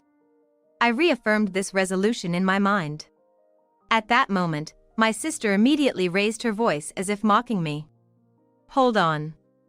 What are you talking about? This house belongs to our father, right? He wanted you both to live here when you got married, didn't he? So, this house is in our father's name. You can't just demolish it as you please. My sister said triumphantly. So, I told my sister. Certainly, this house was originally in our father's name. However, the ownership has already been transferred. What do you mean? My sister pulls a face. But the next moment she blew up and said, Manami, I'm not going to play that hand. Mary, I'm not going to play that game with you. Don't bullshit me just because you are disappointed that your husband was taken away from you. My husband joined in with his sister. You're lying because you're jealous of Anna, aren't you? You're an infertile woman. You infertile woman. They both didn't believe me and made fun of me. But then, the house is in Mary's name. I heard a voice from somewhere. Who is it? My husband looked around nervously. But my sister seemed to recognize the voice immediately and shouted at me. Wait, what was that just now? It's our father's voice, right? I then showed them my smartphone that I had in my hand. Yes, it's Dad. I've been on the phone with Dad since earlier. In fact, when I came home, I had put my smartphone on speaker mode. The person on the other end of the call was my father. In other words, my father had been listening to the entire conversation between my husband, my sister, and me. My father-in-law, why? Both of them were stunned. My husband and sister had wide eyes as they stared at the smartphone. My father began speaking again. I'm disappointed in Anna and Ken. Both of you put on such good faces in front of me, and I fell for it completely. He must have been truly disappointed. My father sighed on the other end of the phone. Then my husband whispered to me in a low voice. Hey, what's going on? Why are you connected to my father-in-law? However, I ignored my husband and said loudly. Huh? Why did I let Dad listen to our conversation? Hey. Keep your voice down. My husband looked flustered, but I continued speaking to both of them with a blank expression. You both know that I went back to my parents' home to take care of Dad, right? My husband and sister nodded slightly. They both knew that I had been staying overnight to take care of my father, who was living in my hometown and had fallen ill. Mom has already passed away, and my older sister couldn't come back home because she's too busy with work. But you see, the reason I went back home wasn't just for that. It was also to report something to you. Report? Yes, a report that both you and your sister are having an affair. At this point, my sister trembled and asked, So, Dad? I looked straight at my sister and said, "Yes, Dad knows everything." When did he find out? My sister asked me with a pale face. So I said, long before today, and proceeded to tell them the circumstances that led me to discover the affair. I began to suspect the affair when Ken started taunting me for not being able to have children. Ken had wanted children since we got married. But since I wasn't getting pregnant, he grew frustrated. He eventually started calling me infertile and blamed everything on me. "Well, it's obviously your fault, isn't it? You're infertile, so you can't have children. What's the point of having a wife who can't have children? I had no choice but to leave you to ensure I have descendants. But just saying infertile doesn't identify the cause. I asked you so many times to undergo infertility treatment together, didn't I? But you prioritized your job and never seriously considered working on infertility treatment. You kept saying that having children was the wife's responsibility, and you didn't listen at all." When I retorted to my husband, he looked away from me. It was probably awkward for him since it was true that he had consistently refused infertility treatment. So, I turned to my sister and said, "I thought about it when I saw Ken behaving unreasonably. I started suspecting he might be having an affair." "What are you talking about?" "Well, he keeps avoiding reality while saying he wants children. Blaming me alone won't solve anything, right? It just seemed odd that he was unfairly making me the villain. And that's when I found out that at the same time, my dear sister was secretly in contact with Ken." "How did you find out?" "One night, Ken came home drunk and left his smartphone on the table before passing out. I saw a creepy message from my sister saying, 'Today was so much fun,' full of heart stamps." "Stop it," my sister blushed with embarrassment. "It's quite dumb to have an affair with your younger sister's husband and then feel embarrassed about it." I never wanted to believe that my own sister would go after my husband, but I had to get to the truth. So, I decided to hire an investigator. And guess what? The evidence started pouring in. It looks like Ken and your sister have been seeing each other for a long time. I brought all the gathered evidence with me when I returned home. "So, what about Dad at that time?" my sister asked, and from the other end of the smartphone, our father replied, "I've seen all the evidence, and I've heard Mary's side of the story. The fact that Ken mistreated Mary and that you were trying to have an affair with Ken to take over the house. To teach you two a lesson, I suggested a plan to demolish the house and kick you out." Father's voice was filled with anger. It was only natural for him to be angry since both my husband and my sister had betrayed me while I was taking care of my father during his illness.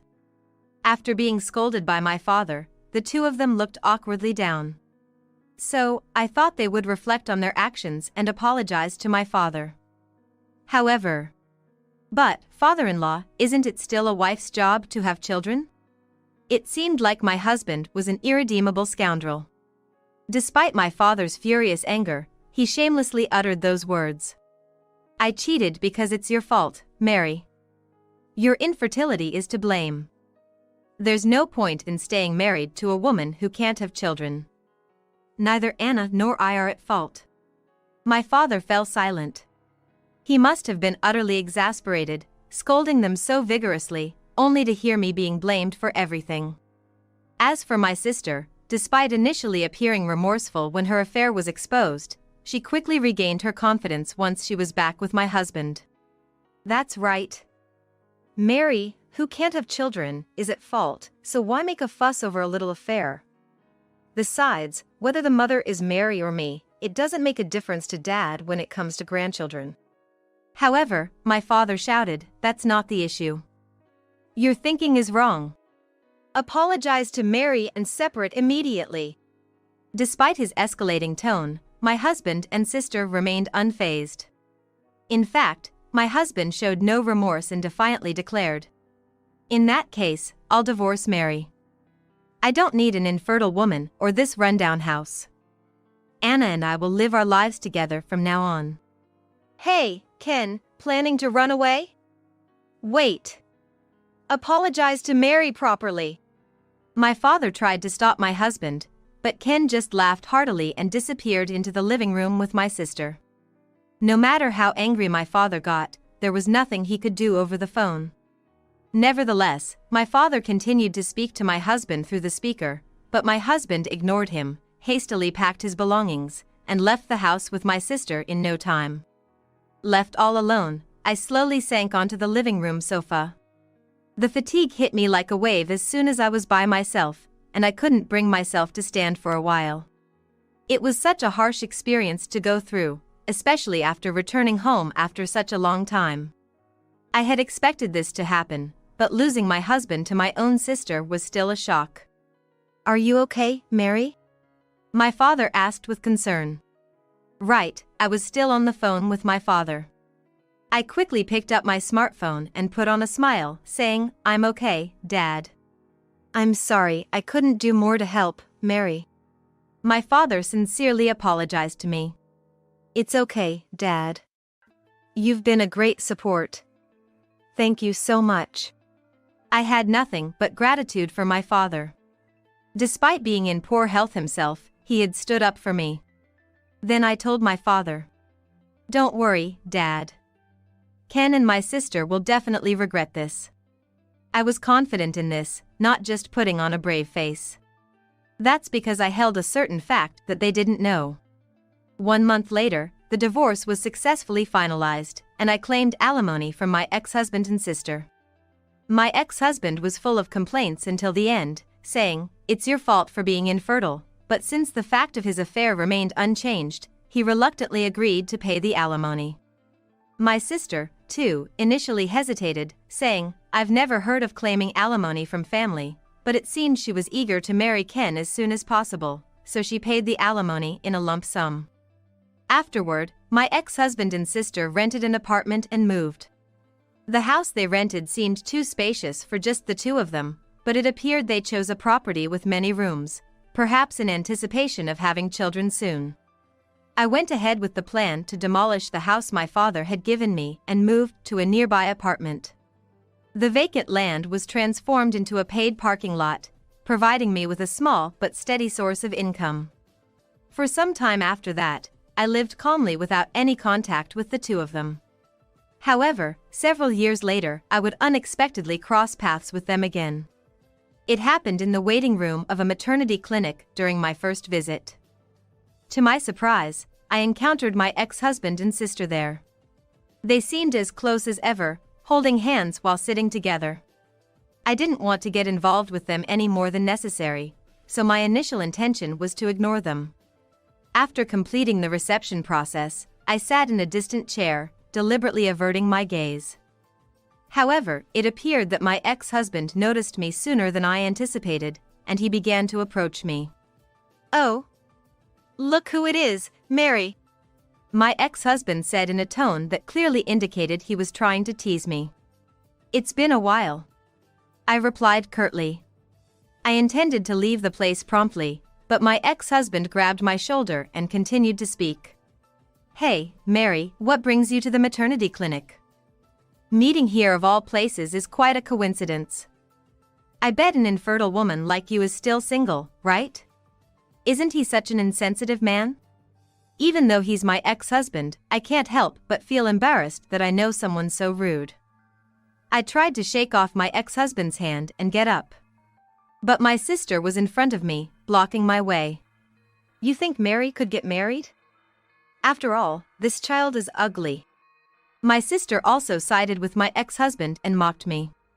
So I let out a big sigh and told my ex-husband and sister, "Hey, can you stop making assumptions like that?" "Huh? I got remarried, you see." "What? And it looks like I'm pregnant, so I came for a checkup today." "Pregnant?" My ex-husband and sister were left dumbfounded. Then we looked at each other for a while, and I thought my ex-husband had a nasty smile on his face and said to me, "You're infertile and you think you're pregnant? Don't lie to me. I get it. Maybe it's what you call an imaginary pregnancy? She just gained weight, but she thinks she's pregnant. It's so funny that you're so delusional that you're coming all the way out here to get a checkup." My sister joins my ex-husband in a vulgar laugh. All the pregnant women around us were glancing at us. I was so embarrassed. It seems my ex-husbands still have no common sense. But I thought now was the time for revenge, so I asked them. By the way, have you two had children yet? What? Apparently, it was a question he didn't want to be asked, so my ex-husband looked away and fell silent. My sister, on the other hand, looked at me with a disgusted look on her face and said, "None of your business," and glared at me. My sister then said, as if trying to put my ex-husband in a good mood, "We're just trying to make a baby at our own pace, not rushing into it, right?" "Oh, yeah. We just started.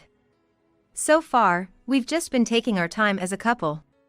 My ex-husband looked at me with a stern face, and I said firmly, "I mean, you haven't had children yet, have you?" "Well, Ken is sterile, so it's difficult." "What? Seedless?" my ex-husband exclaimed. But, as expected, he thought it was a bad idea to use the word seedless, right? My ex-husband blushed and held his mouth with his hand. "I'm sorry, what do you mean by seedless?" My sister beside me looked at my ex-husband's face. No. It's just her imagination." My ex-husband shook his head vigorously, denying it with a strained expression. "It's not imagination. It's the truth. I know why my sisters are here at the obstetrics and gynecology clinic. Even your sister had trouble getting pregnant, right? But no matter how hard she tried, she couldn't have a child. After all, Ken is infertile. He accused me of being infertile and refused infertility treatment, but in reality, Ken himself is infertile." "Oh no! Ken is infertile. Is that a lie?" As my sister stood there with a fussed face, my ex-husband interrupted from the side. "Wait a minute. How do you know I'm infertile? I've never even been to the hospital." My ex-husband came at me with a bright red face. So I laughed and said, "Oh, you don't remember, do you? You refused to let me go to the hospital, but you did give me a specimen. I had it tested." Specimens, come to think of it. I guess he remembered that once in the past, he had only given me a specimen at my request. My ex-husband's face turned blue. "The test results revealed that you're the one who's infertile. Quite ironic, isn't it? You ridiculed me, calling me infertile, yet you turned out to be the one with fertility issues. By the way, I had the test done too, and everything was normal. That's why I'm pregnant now," I said, and my ex-husband shouted at me, almost lunging forward. "Damn it! Why didn't you tell me I was infertile? If I had known, I could have taken appropriate measures." The surrounding patients and nurses turned their shocked faces towards us. I whispered to my husband, "Well, I did plan to tell you once we knew the results. But back then, you were bullying me, and on top of that, you were cheating, right? You weren't exactly engaging in civilized conversation with me." "But keeping such an important thing from me is unacceptable. I thought you were the problem, so I believed that I could have children if I switched to Anna. Therefore, I deliberately didn't tell you. So that you would regret it someday." "You! Mary, you've really insulted us." My ex-husband and sister snapped, advancing towards me with furious expressions. At that moment, I was so consumed with rage that I couldn't care less about the onlookers. My ex-husband raised his hand to strike me, but... "Hey, you two! How about you calm down?" A man stepped in front of me, restraining my ex-husband's hand. It was John, my new husband. "This is a clinic, and there are other patients here. You've been harassing my wife loudly since earlier. Can you please keep it down?" John's tone was calm, but there was an underlying anger in his voice. In fact, he had come with me for the pregnancy test and had been watching our situation from a distance. "Shut up! It's none of your business. This woman here insulted me, calling me infertile. And she's been hiding the fact that I'm infertile, deceiving both me and Anna." My ex-husband glared sharply at John. Despite being furious just moments ago, he had become completely subdued. However, his expression soon turned to one of realization. And he fell silent, no longer saying anything. John then spoke to the ex-husband in a soothing tone. So what if it's infertility? Isn't the purpose of marriage more than just having children? Whether there are children or not, aren't couples supposed to support each other? At that moment, the sister pushed aside the silent ex-husband and lashed out at John. Hey! You're Mary's new husband, aren't you? You talk so big, but do you understand how I feel? I can't have children because my husband is infertile.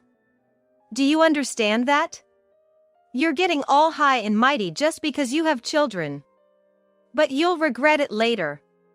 Children born from an ugly woman like Mary will definitely be ugly too. Both of you can go to hell. It seemed that the sister was infuriated upon learning about the ex-husband's infertility. She grabbed John by the collar, tears welling up in her eyes as she hurled insults. However, Anna, stop it. For some reason, my ex-husband turned pale, desperately trying to restrain his sister. Why? Why should I leave this disrespectful guy alone? He's insulting us. I won't be satisfied until he gets what he deserves. Despite her resistance, the ex-husband managed to separate her from John, pleading with her with a desperate expression, "It's enough already." I was left bewildered by the unfolding chaos before me. But eventually, the ex-husband forcibly dragged his sister out of the waiting room and hurriedly left, as if fleeing from something. Later, the mystery was solved when I heard from John, the man I remarried. In fact, he runs a company, and her ex-husband worked for a business partner of his company. Moreover, her ex-husband's company has been performing poorly for several years. If he was to cut off business with the company, its survival would have been in jeopardy, so it is not surprising that the ex-husband became impatient. The reason he suddenly became quiet at the obstetrician's office was to protect the company and himself. However, John showed no mercy to my ex-husband, who had treated me so badly. He went to my ex-husband's company and tried to report to the president about what he had done. There, however, John learned a surprising fact. According to the company president, my ex-husband had been repeatedly late for work and had a poor work attitude, and was already considered a problem at the company. Furthermore, it was revealed that he had been having an affair, and as expected, my ex-husband was transferred to a new position. His salary has been drastically reduced, and even at the new location, there are bad rumors and people look at him with a cold shoulder. And my sister and my ex-husband, who at first was so excited that they were going to have a baby, are now constantly quarreling with each other. It was no wonder, since it had become clear that my ex-husband was infertile, they could not have children, and their relationship had reached its lowest point. Having paid alimony to me, both of us had very little savings and were forced to live in poverty. They said that even if they wanted to leave each other because neither of them had any money, they couldn't, and they were living in a constant state of bickering. This finally made my ex-husband and my sister regret their decision. Rumor has it that the ex-husband has told people around him that he should have taken better care of Mary, but it is too late for him to feel remorse now. I hope the scum will stay with each other until the end. On the other hand, unlike my ex-husband, John takes very good care of me. I am so glad I married him because he seems to get along with my father and we are close enough to go out for drinks together. My first marriage was a disaster. But thanks to that, I met the man I married again. We have a beautiful baby now and I'm so happy. Ariana, who once stole my fiance, Jake, only to dump him and then vanished without paying the compensation she owed my parents for the trouble she caused. Now, she stands before us, making snide remarks. Your husband is quite older, isn't he? What does he do for a living? My husband is a doctor. Compared to him, your husband looks poor. He's quite muscular. Does he, by any chance, work on a construction site? Just as I was about to retort, my husband, Michael, stopped me. I do physical work, yes. Speaking of doctors, working here means he's employed at the Blue Island General Hospital? Yes. He's a surgeon. Really? He's one of my subordinates, though? You mean William from the Blue Island General Hospital, right? I believe his specialty is plastic surgery. Huh? Yes? Oh, I forgot to introduce myself. I'm the chief of surgery at the General Hospital. My name's Michael. Shocked by the encounter with Ariana, I burst into tears as soon as we got into the car to go home. Michael then asked me, "You've been thinking about something, haven't you? Tell me, how do you want to deal with her from now on?" Deal with her? That's impossible, obviously. Just thinking about it makes me feel suffocated. There was a time when just thinking about Ariana would make me hyperventilate. Yeah, I understand that you really don't want to be near that woman. That's why I have a plan. A plan? Yes, a way to ensure that a woman never appears before you again. My name is Maria. I'm a 32-year-old housewife. Currently, I live a peaceful and enjoyable life with my husband, Michael, who is 12 years older than me, and our 3-year-old son. Michael is extremely busy with his work, which he takes great pride in. I find fulfillment in supporting him at home. It might be rare these days to dedicate oneself to protecting the home for a husband who works outside. That's what some might say. Even my parents have mentioned it. Now, I have a truly happy family. But getting here wasn't without its hardships. That's because I was betrayed by someone I thought was my best friend. Ariana, who I met in college within the same department, was a friend. No, I thought of her as my best friend for 4 years, doing everything together. Coming to a college in the city, I was a bit intimidated, but Ariana reached out to me. She was bright, flashy, and above all, active, which surprised me in many ways, but I followed her nonetheless. For me, who had been modest and serious until high school, she was someone who opened up a new world. And our relationship continued even after we graduated. At that time, we both found jobs in companies in the city. Whenever we had time, we often went out to eat. Eventually, I met someone too. Jake, a salesperson from a manufacturer that did business with the trading company where I worked. As an office worker, I started getting asked out by him, and eventually, we started dating. Honestly, having hardly dated men before, I was over the moon. Everything went smoothly, and after a year of dating, we got engaged when I was 26. I probably got carried away at that time. You haven't been hanging out much lately, have you? Ariana would sometimes say. Well, that's true. I don't have multiple bodies. Naturally, I started spending more of my weekends with Jake. Are you keeping secrets from me? Not really hiding anything. Ariana, for her part, had never introduced me to anyone she was dating. So, I thought friendships and romantic relationships were different. Since we were planning our wedding, it was natural that my time was increasingly taken up by him. I didn't tell Ariana about it, not because I wanted to surprise her. But I won't deny there was also a feeling of embarrassment. Introducing him to Ariana, who could easily chat up and hang out with any guy, felt daunting. Back then, I was afraid of how Jake would appear in Ariana's eyes. Yet, as the wedding approached, I thought it was finally okay to tell her. Hey, there's someone I want you to meet, I said as I introduced Jake to Ariana. Oh my! Maria, keeping secrets from your best friend? That's so like you!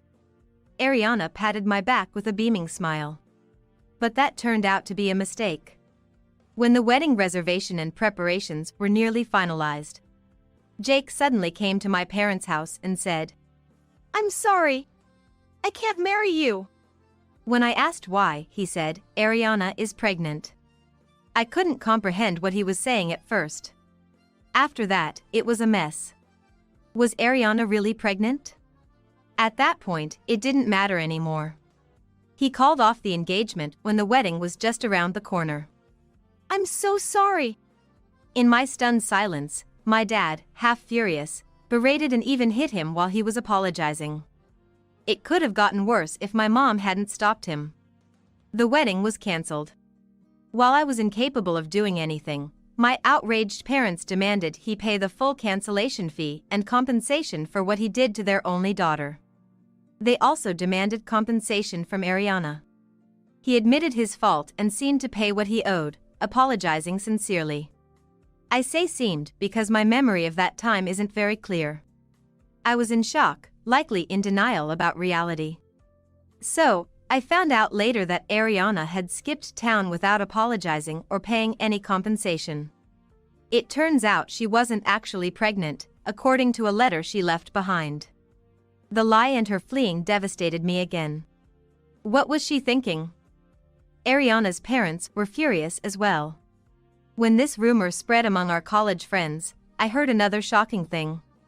I didn't say anything because you didn't notice, but Ariana used to go after every guy you liked, one after another. This was news to me. Why would she do that? I don't know. Even though Ariana was popular on her own, every time someone showed interest in you, she ended up making them date her instead. Maybe she was jealous when guys approached you instead of her? But we were best friends. Were you, though? I was shocked.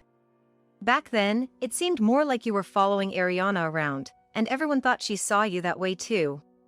That hit me hard. Not just realizing Ariana's true thoughts, but also that I had been completely oblivious to it, and my lack of judgment when it came to men. Adding to the shock, the stares at work labeled me as the woman who got jilted right before her wedding, and I finally broke down. I quit my job and spent some time recuperating at my parents' house. Then, settled down, I got a new job at 28 and started matchmaking on my parents' advice, not trusting my own judgment anymore. I felt more secure with being introduced by worried relatives.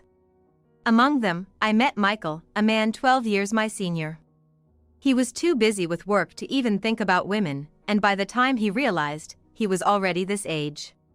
At 40, his surroundings got worried and arranged a matchmaking for him. I decided to marry him because he was upfront about possibly neglecting family due to his work, which I saw as honesty. Considering my past failure, we only informed close family and friends about our wedding. The following year, I got pregnant and planned to take a break from work, but then Michael got headhunted by another company in a different city. I felt bad for leaving my relatively new job, but everyone was kind and saw me off. And so, our new life as three began in a new place. What? Could it be Maria? One day, by sheer coincidence, Ariana appeared right in front of me. That day, the three of us had gone to the shopping mall.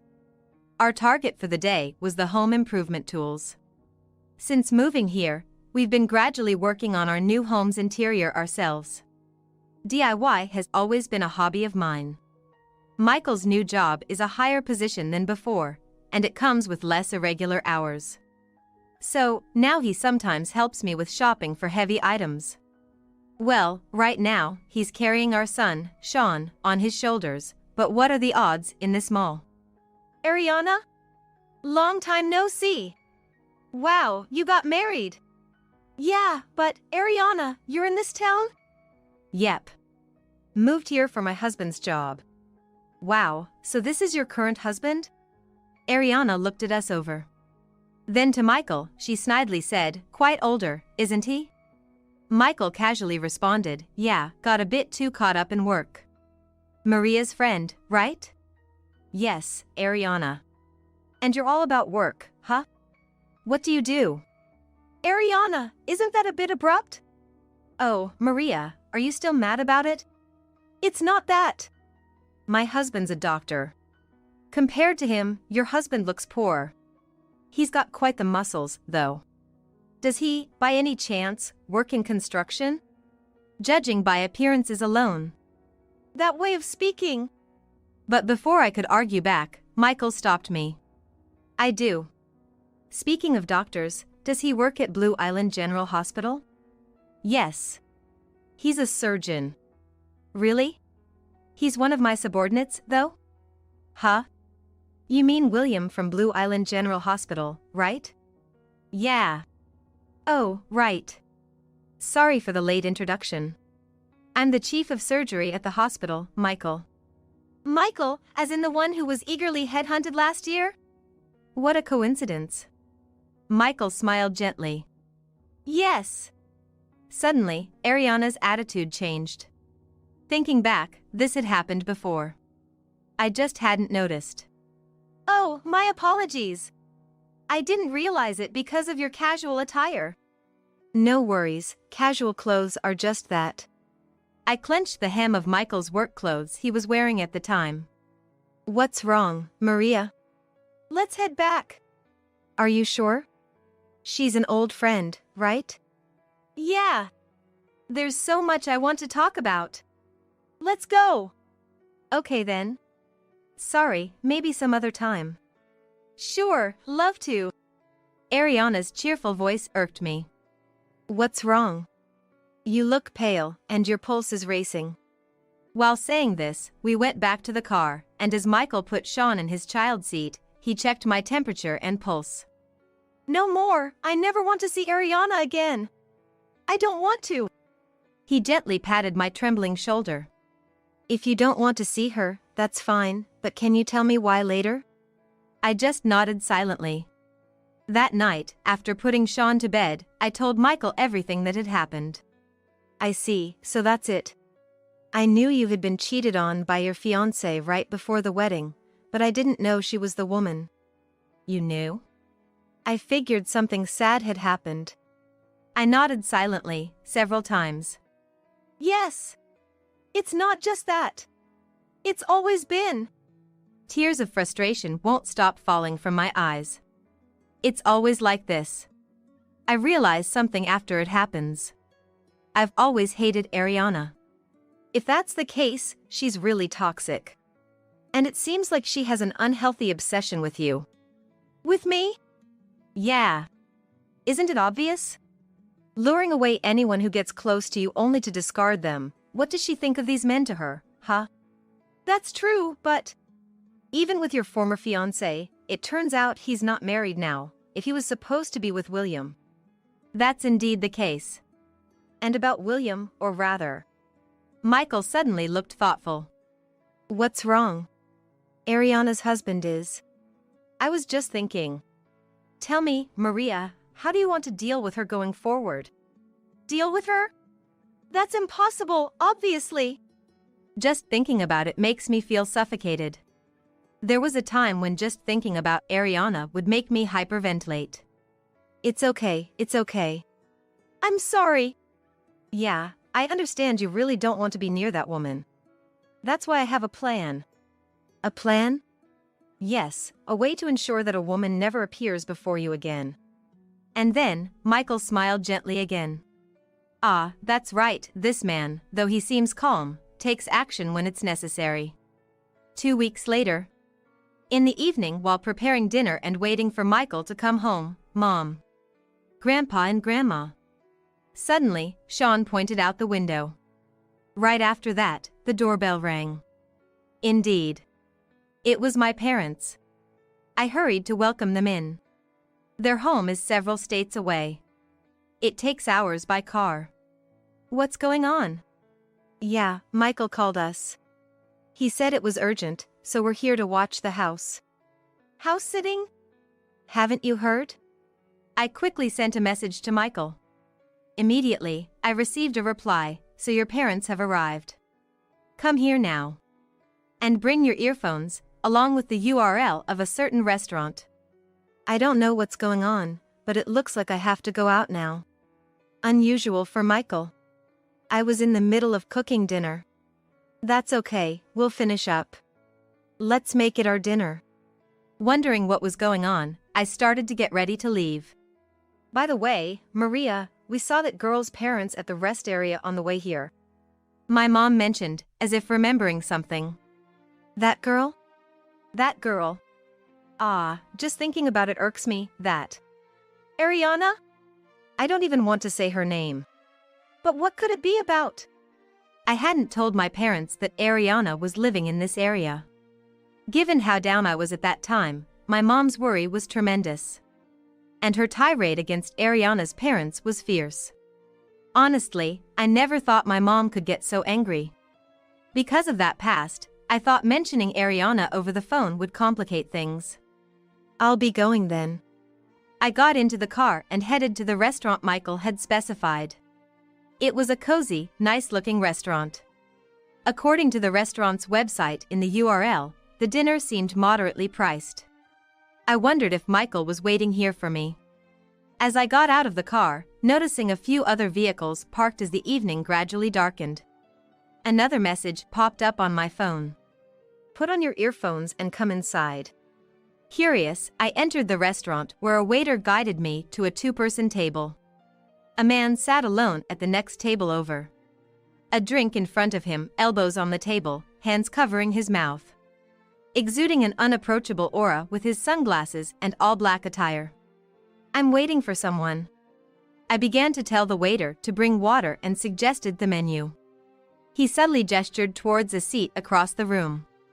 There was Michael, seated opposite a woman, with several dishes that seemed like an early dinner laid out on the table. I nodded to the waiter and ordered a light meal that wouldn't seem out of place on the table. At that moment, my phone vibrated inside my bag. It was a message from Michael. Hurriedly, I attached the earphones to my phone and put them in my ears. Then I heard it. No, William is a good doctor. He specializes in plastic surgery. But you're even more remarkable, isn't that right? The woman's voice I heard, her back to me, was Ariana's. Startled, I switched my phone to record mode. Michael was intentionally letting me listen. Since then, I've asked William a bit about you. Oh, is that so? I was amazed. After all, you've handled so many difficult surgeries nationally, haven't you? Thousands over 10 years, I heard? Well, it's my job. Amazing. Ariana's tone had completely changed from our last encounter. Still, you've done quite the research. Actually, I heard it from William when I mentioned running into you the other day. Then, the man in black slightly lifted his hips before sitting back down. Glancing over, I noticed he too was wearing earphones. It must have been a surprise, suddenly reuniting with an old friend. Yes, but meeting you was the highlight. Shouldn't an old friend be more important? No, I felt bad for speaking so dismissively of you before. I wanted to apologize. Ariana continued in a tone that sounded almost like she was biting her tongue. I hadn't known. She never spoke like this when she was with me during our student days. So, this was how she acted around men. And thus, my former fiance too. But are you satisfied with your marriage to Maria? I am, but why do you ask? Isn't it boring with Maria? Why would you say that? Because she was ditched by her fiance before, you know. Maria is a good wife, more than I deserve. But she's plain, isn't she? What are you trying to say? Actually, since our conversation the other day, I've fallen for your calm demeanor and presence. I think I could be much more for you than Maria. The man in black's hands trembled visibly on the table. So, this was his play. Oh, for me? What do you mean by that? Because you're invited to parties and such, right? With a plain wife like Maria, wouldn't you be embarrassed? In such places, you need someone more radiant, like me. So you think you wouldn't embarrass me? Yes. So, you're suggesting you'd leave William for me? No, that sounds terrible when you put it like that. Then what do you mean? I'm a bit slow on the uptake, you see. Ah, come on. Do you really make a woman say it? I told you, I fell for you. William is a promising man. Not an old man like me. Age doesn't matter. Actually, I'm disappointed in him. That's when it happened. The man in black started to stand up. I hurriedly approached him. A man dressed all in black, probably this must be William. I silently stared at his face and showed him my earphones and the connected smartphone. William sat down again, as if realizing something. I needed to hear something more definitive. Disappointment. What does that mean? You mean coming home late every day? If that's the case, it's because of work. Unfortunately, patients don't wait. No, it's not about him coming home late or anything like that. Then what is it? It's his salary. Given his age and career, it's normal. Young professionals are like that. But he's a doctor, right? So? I mean, if your partner is a doctor, you'd expect an income over $200,000, right? I believe he's making around $140,000 to $150,000 now. When we got married, it was less, and I was disappointed compared to what I had expected. Moreover, he goes to conferences and stuff, but he never takes me with him. So what if I were in that situation? So? It's not about the money. Haven't I told you several times? It was love at first sight. What do you mean? I want you to date me. At that moment, William finally stood up. I tried to stop him, but it was probably too late. He stood behind Ariana, who was sitting across the table. I hurried after him. Then, Michael smiled faintly. Ariana, is what you just said true? Behind an oblivious Ariana, William spoke in a low voice. Ariana literally jumped in surprise when she turned around. What? You? And Maria? What are you two doing? Don't tell me you're cheating? See, when you have something to hide, you end up saying things like that. Michael said calmly to Ariana. I heard your conversation. So you've always thought of me like that, huh? What do you mean, like that? Here you are. I then confronted Ariana with the recording of our conversation. What's this? Michael took out 2 smartphones from his bag. One was connected to me, and the other must have been connected to William. Do you even know what it means to become a fully fledged doctor? What's this all of a sudden? We spend years in college, then years before becoming regular doctors. I had just become a regular doctor when I met you. What? Ariana started counting on her fingers suddenly. So, I was just a newbie. But, you said you were a doctor at the mixer. I am a doctor. And at that time, I was dragged there by a high school buddy. I thought it was too early to marry, but you were the one who aggressively pursued me. Plus, I was earning more than my peers in corporate jobs. It was you who assumed I made more. Indeed. Doctors are well paid, but not until they're fully established. And whether they own a practice, where they work, their employment status, and age can all affect their income. And it's true that doctors have fewer chances to marry. It was a rare outing because I'm still a busy newbie, which is why I initially declined. Yes, that's true. It might sound like an excuse, but I wanted to work in rural healthcare. I needed to build up my experience in the field to be as versatile as possible. Yet, whenever I mentioned this, you would hysterically scream. But I don't want to go to the countryside. Even though I said it pays better, you didn't want to hear it. And it's not just that. You said you'd be a housewife to support me, but you don't do any housework. What? I was surprised at that. But housework isn't just for women nowadays. That's if both are working. I chimed in. In today's world, if you decide to be a stay-at-home wife, you really need to manage all household duties perfectly, so your husband doesn't have to worry about anything. Maria! Even you're saying that. But, are you managing all that, along with your social obligations? You seem to be misunderstanding something. Michael sighed deeply. You clearly have the wrong image of a doctor's wife. Indeed. That's more like the image of a housewife from the past. The glamorous life you imagine doesn't exist. I'm always watching the clock for his uncertain return time, managing childcare, and ensuring he has the stamina to handle surgeries lasting 10+ hours by planning nutritious meals. Oh, I see. William, have you been thinking I'm inattentive because I frequently seem to overlook things? Maybe you haven't been getting enough sleep at home? Yes. Well, I used to cook and do household chores on my own, but even so, my sleep hours have been significantly reduced because he keeps bothering me whenever he's home, making it hard to find time to study. Study? Of course. It's only natural to constantly acquire new knowledge for our patients. So, Maria, you're studying too? At this age? Of course. I'd be in trouble if I couldn't respond to his sudden calls. If it were a marriage between doctors, things like household chores and secretarial tasks would probably be outsourced. But I'm just an ordinary person, so I do what I can to support Michael, for his sake, the hospitals, and the patients. And I want to show our son a model of diligent work. How arrogant!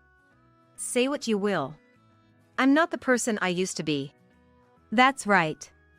Watching Ariana directly trying to charm Michael stirred a different kind of anger in me, not the fear I had felt before.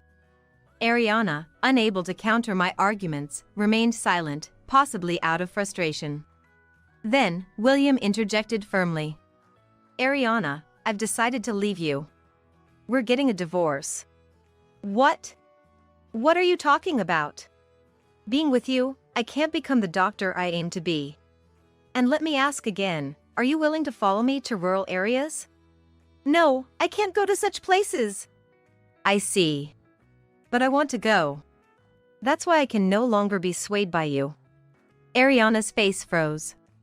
You can't be serious about leaving me. Suddenly, Ariana turned to me. It's all because I met you again, Maria. Why did you have to come here? If only we hadn't met. So, you're saying you wouldn't have thought about taking my husband if we hadn't met? You haven't changed at all since college. What? How dare you? Watching her, I began to feel pity for Ariana rather than fear. Why have you always taken and then discarded men who were interested in me or my boyfriends? Because I hated you, the plain good girl. But Ariana, hating me doesn't justify the effort you've put in. Like with Jake, you ended up running away from home. That's right. Ariana's actions were strange. If she hated me, she could have ignored me or bullied me directly. Yet, she took men away from me and discarded them, making it visible to our friends. And she even took my fiance and demanded alimony. Ariana, could it be that you actually liked me a lot? What? She opened her eyes wide in disbelief. Was it my imagination, or did her neck veins bulge visibly when she got angry? It's said that veins bulge when one is angry. Apart from Jake, I hardly noticed. And the men who switched to you because of Ariana's tricks were not worth much anyway. In the end, it worked out in my favor, didn't it? No, that's not true. Even if I had married Jake, he might have cheated on me. So, Ariana, were you actually saving me from unhappiness?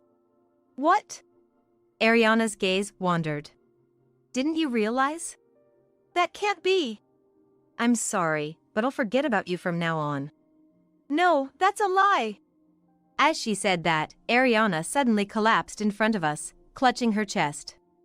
Doctor! William looked at Michael with a serious expression. Call an ambulance, quick! Right away! Soon after explaining the situation to the ambulance, Michael and William went with it. Indeed, Michael specializes in cardiac surgery. He probably won't be coming home today. As I sighed deeply, the waiter brought our order. Thank you. Sorry for the commotion. No worries, this place was booked exclusively for you by Michael today. Wow. He had arranged even that. Truly, when he decides to do something, he does it right, I thought with a smile. Later at the hospital, there was another commotion. According to Michael's plan, Ariana's parents were supposed to come storming in. Shockingly, Ariana had only reported her marriage but had not introduced William to her parents. Perhaps the timing had prevented travel out of state. But that time had passed. Michael, through William, had contacted Ariana's parents for two reasons. One was the potential for further issues with men. The other was because he had noticed something off about Ariana's health. He had been suspicious of the way the veins on the right side of her neck bulged since their first meeting. As it turned out, Ariana did have a heart condition. She needed some hospital stay, but her life was not in danger due to the timely intervention. Her parents, having rushed over, decided to take Ariana home. Between the divorce, the sudden discovery of her illness, and being called out by me, Ariana was quite shaken. I don't want to go back home. Ariana resisted her parents, but you need to pay back the alimony we fronted, her father said angrily, and weakened by her condition, Ariana couldn't respond. The divorce led to mediation, where William's misuse of funds was also brought up, further increasing the amount her parents had to cover. Dragged back home, Ariana was now forced to work within their sight to repay them, a tough situation given her free-spirited nature. Caring for her health while being watched by her parents, and chased by serious work every day, for the free-spirited Ariana, that must be an unbearable ordeal. Look, a message from William. It's the weekend. Michael took a half-day off work, so the three of us went to a park with a wide grassy area for the first time in a while. Despite the chilly days continuing, Sean, dressed warmly, was running around on the grass, laughing. Is he all right? As we sat on a bench with a view of Sean, we took turns looking at an email. Check out this photo. The photo showed William smiling and participating in a local festival. A stark contrast to his previously worried expression. That's great. You won't have to be troubled by the past anymore. That's absolutely true. Half of the fear I had was self-generated. And facing Ariana seemed to have lifted some kind of curse. Daddy! Sean waved at us enthusiastically. All right, let's catch him, said Michael as he started running. And I watched the two of them, guarding this moment. Now and in the future too.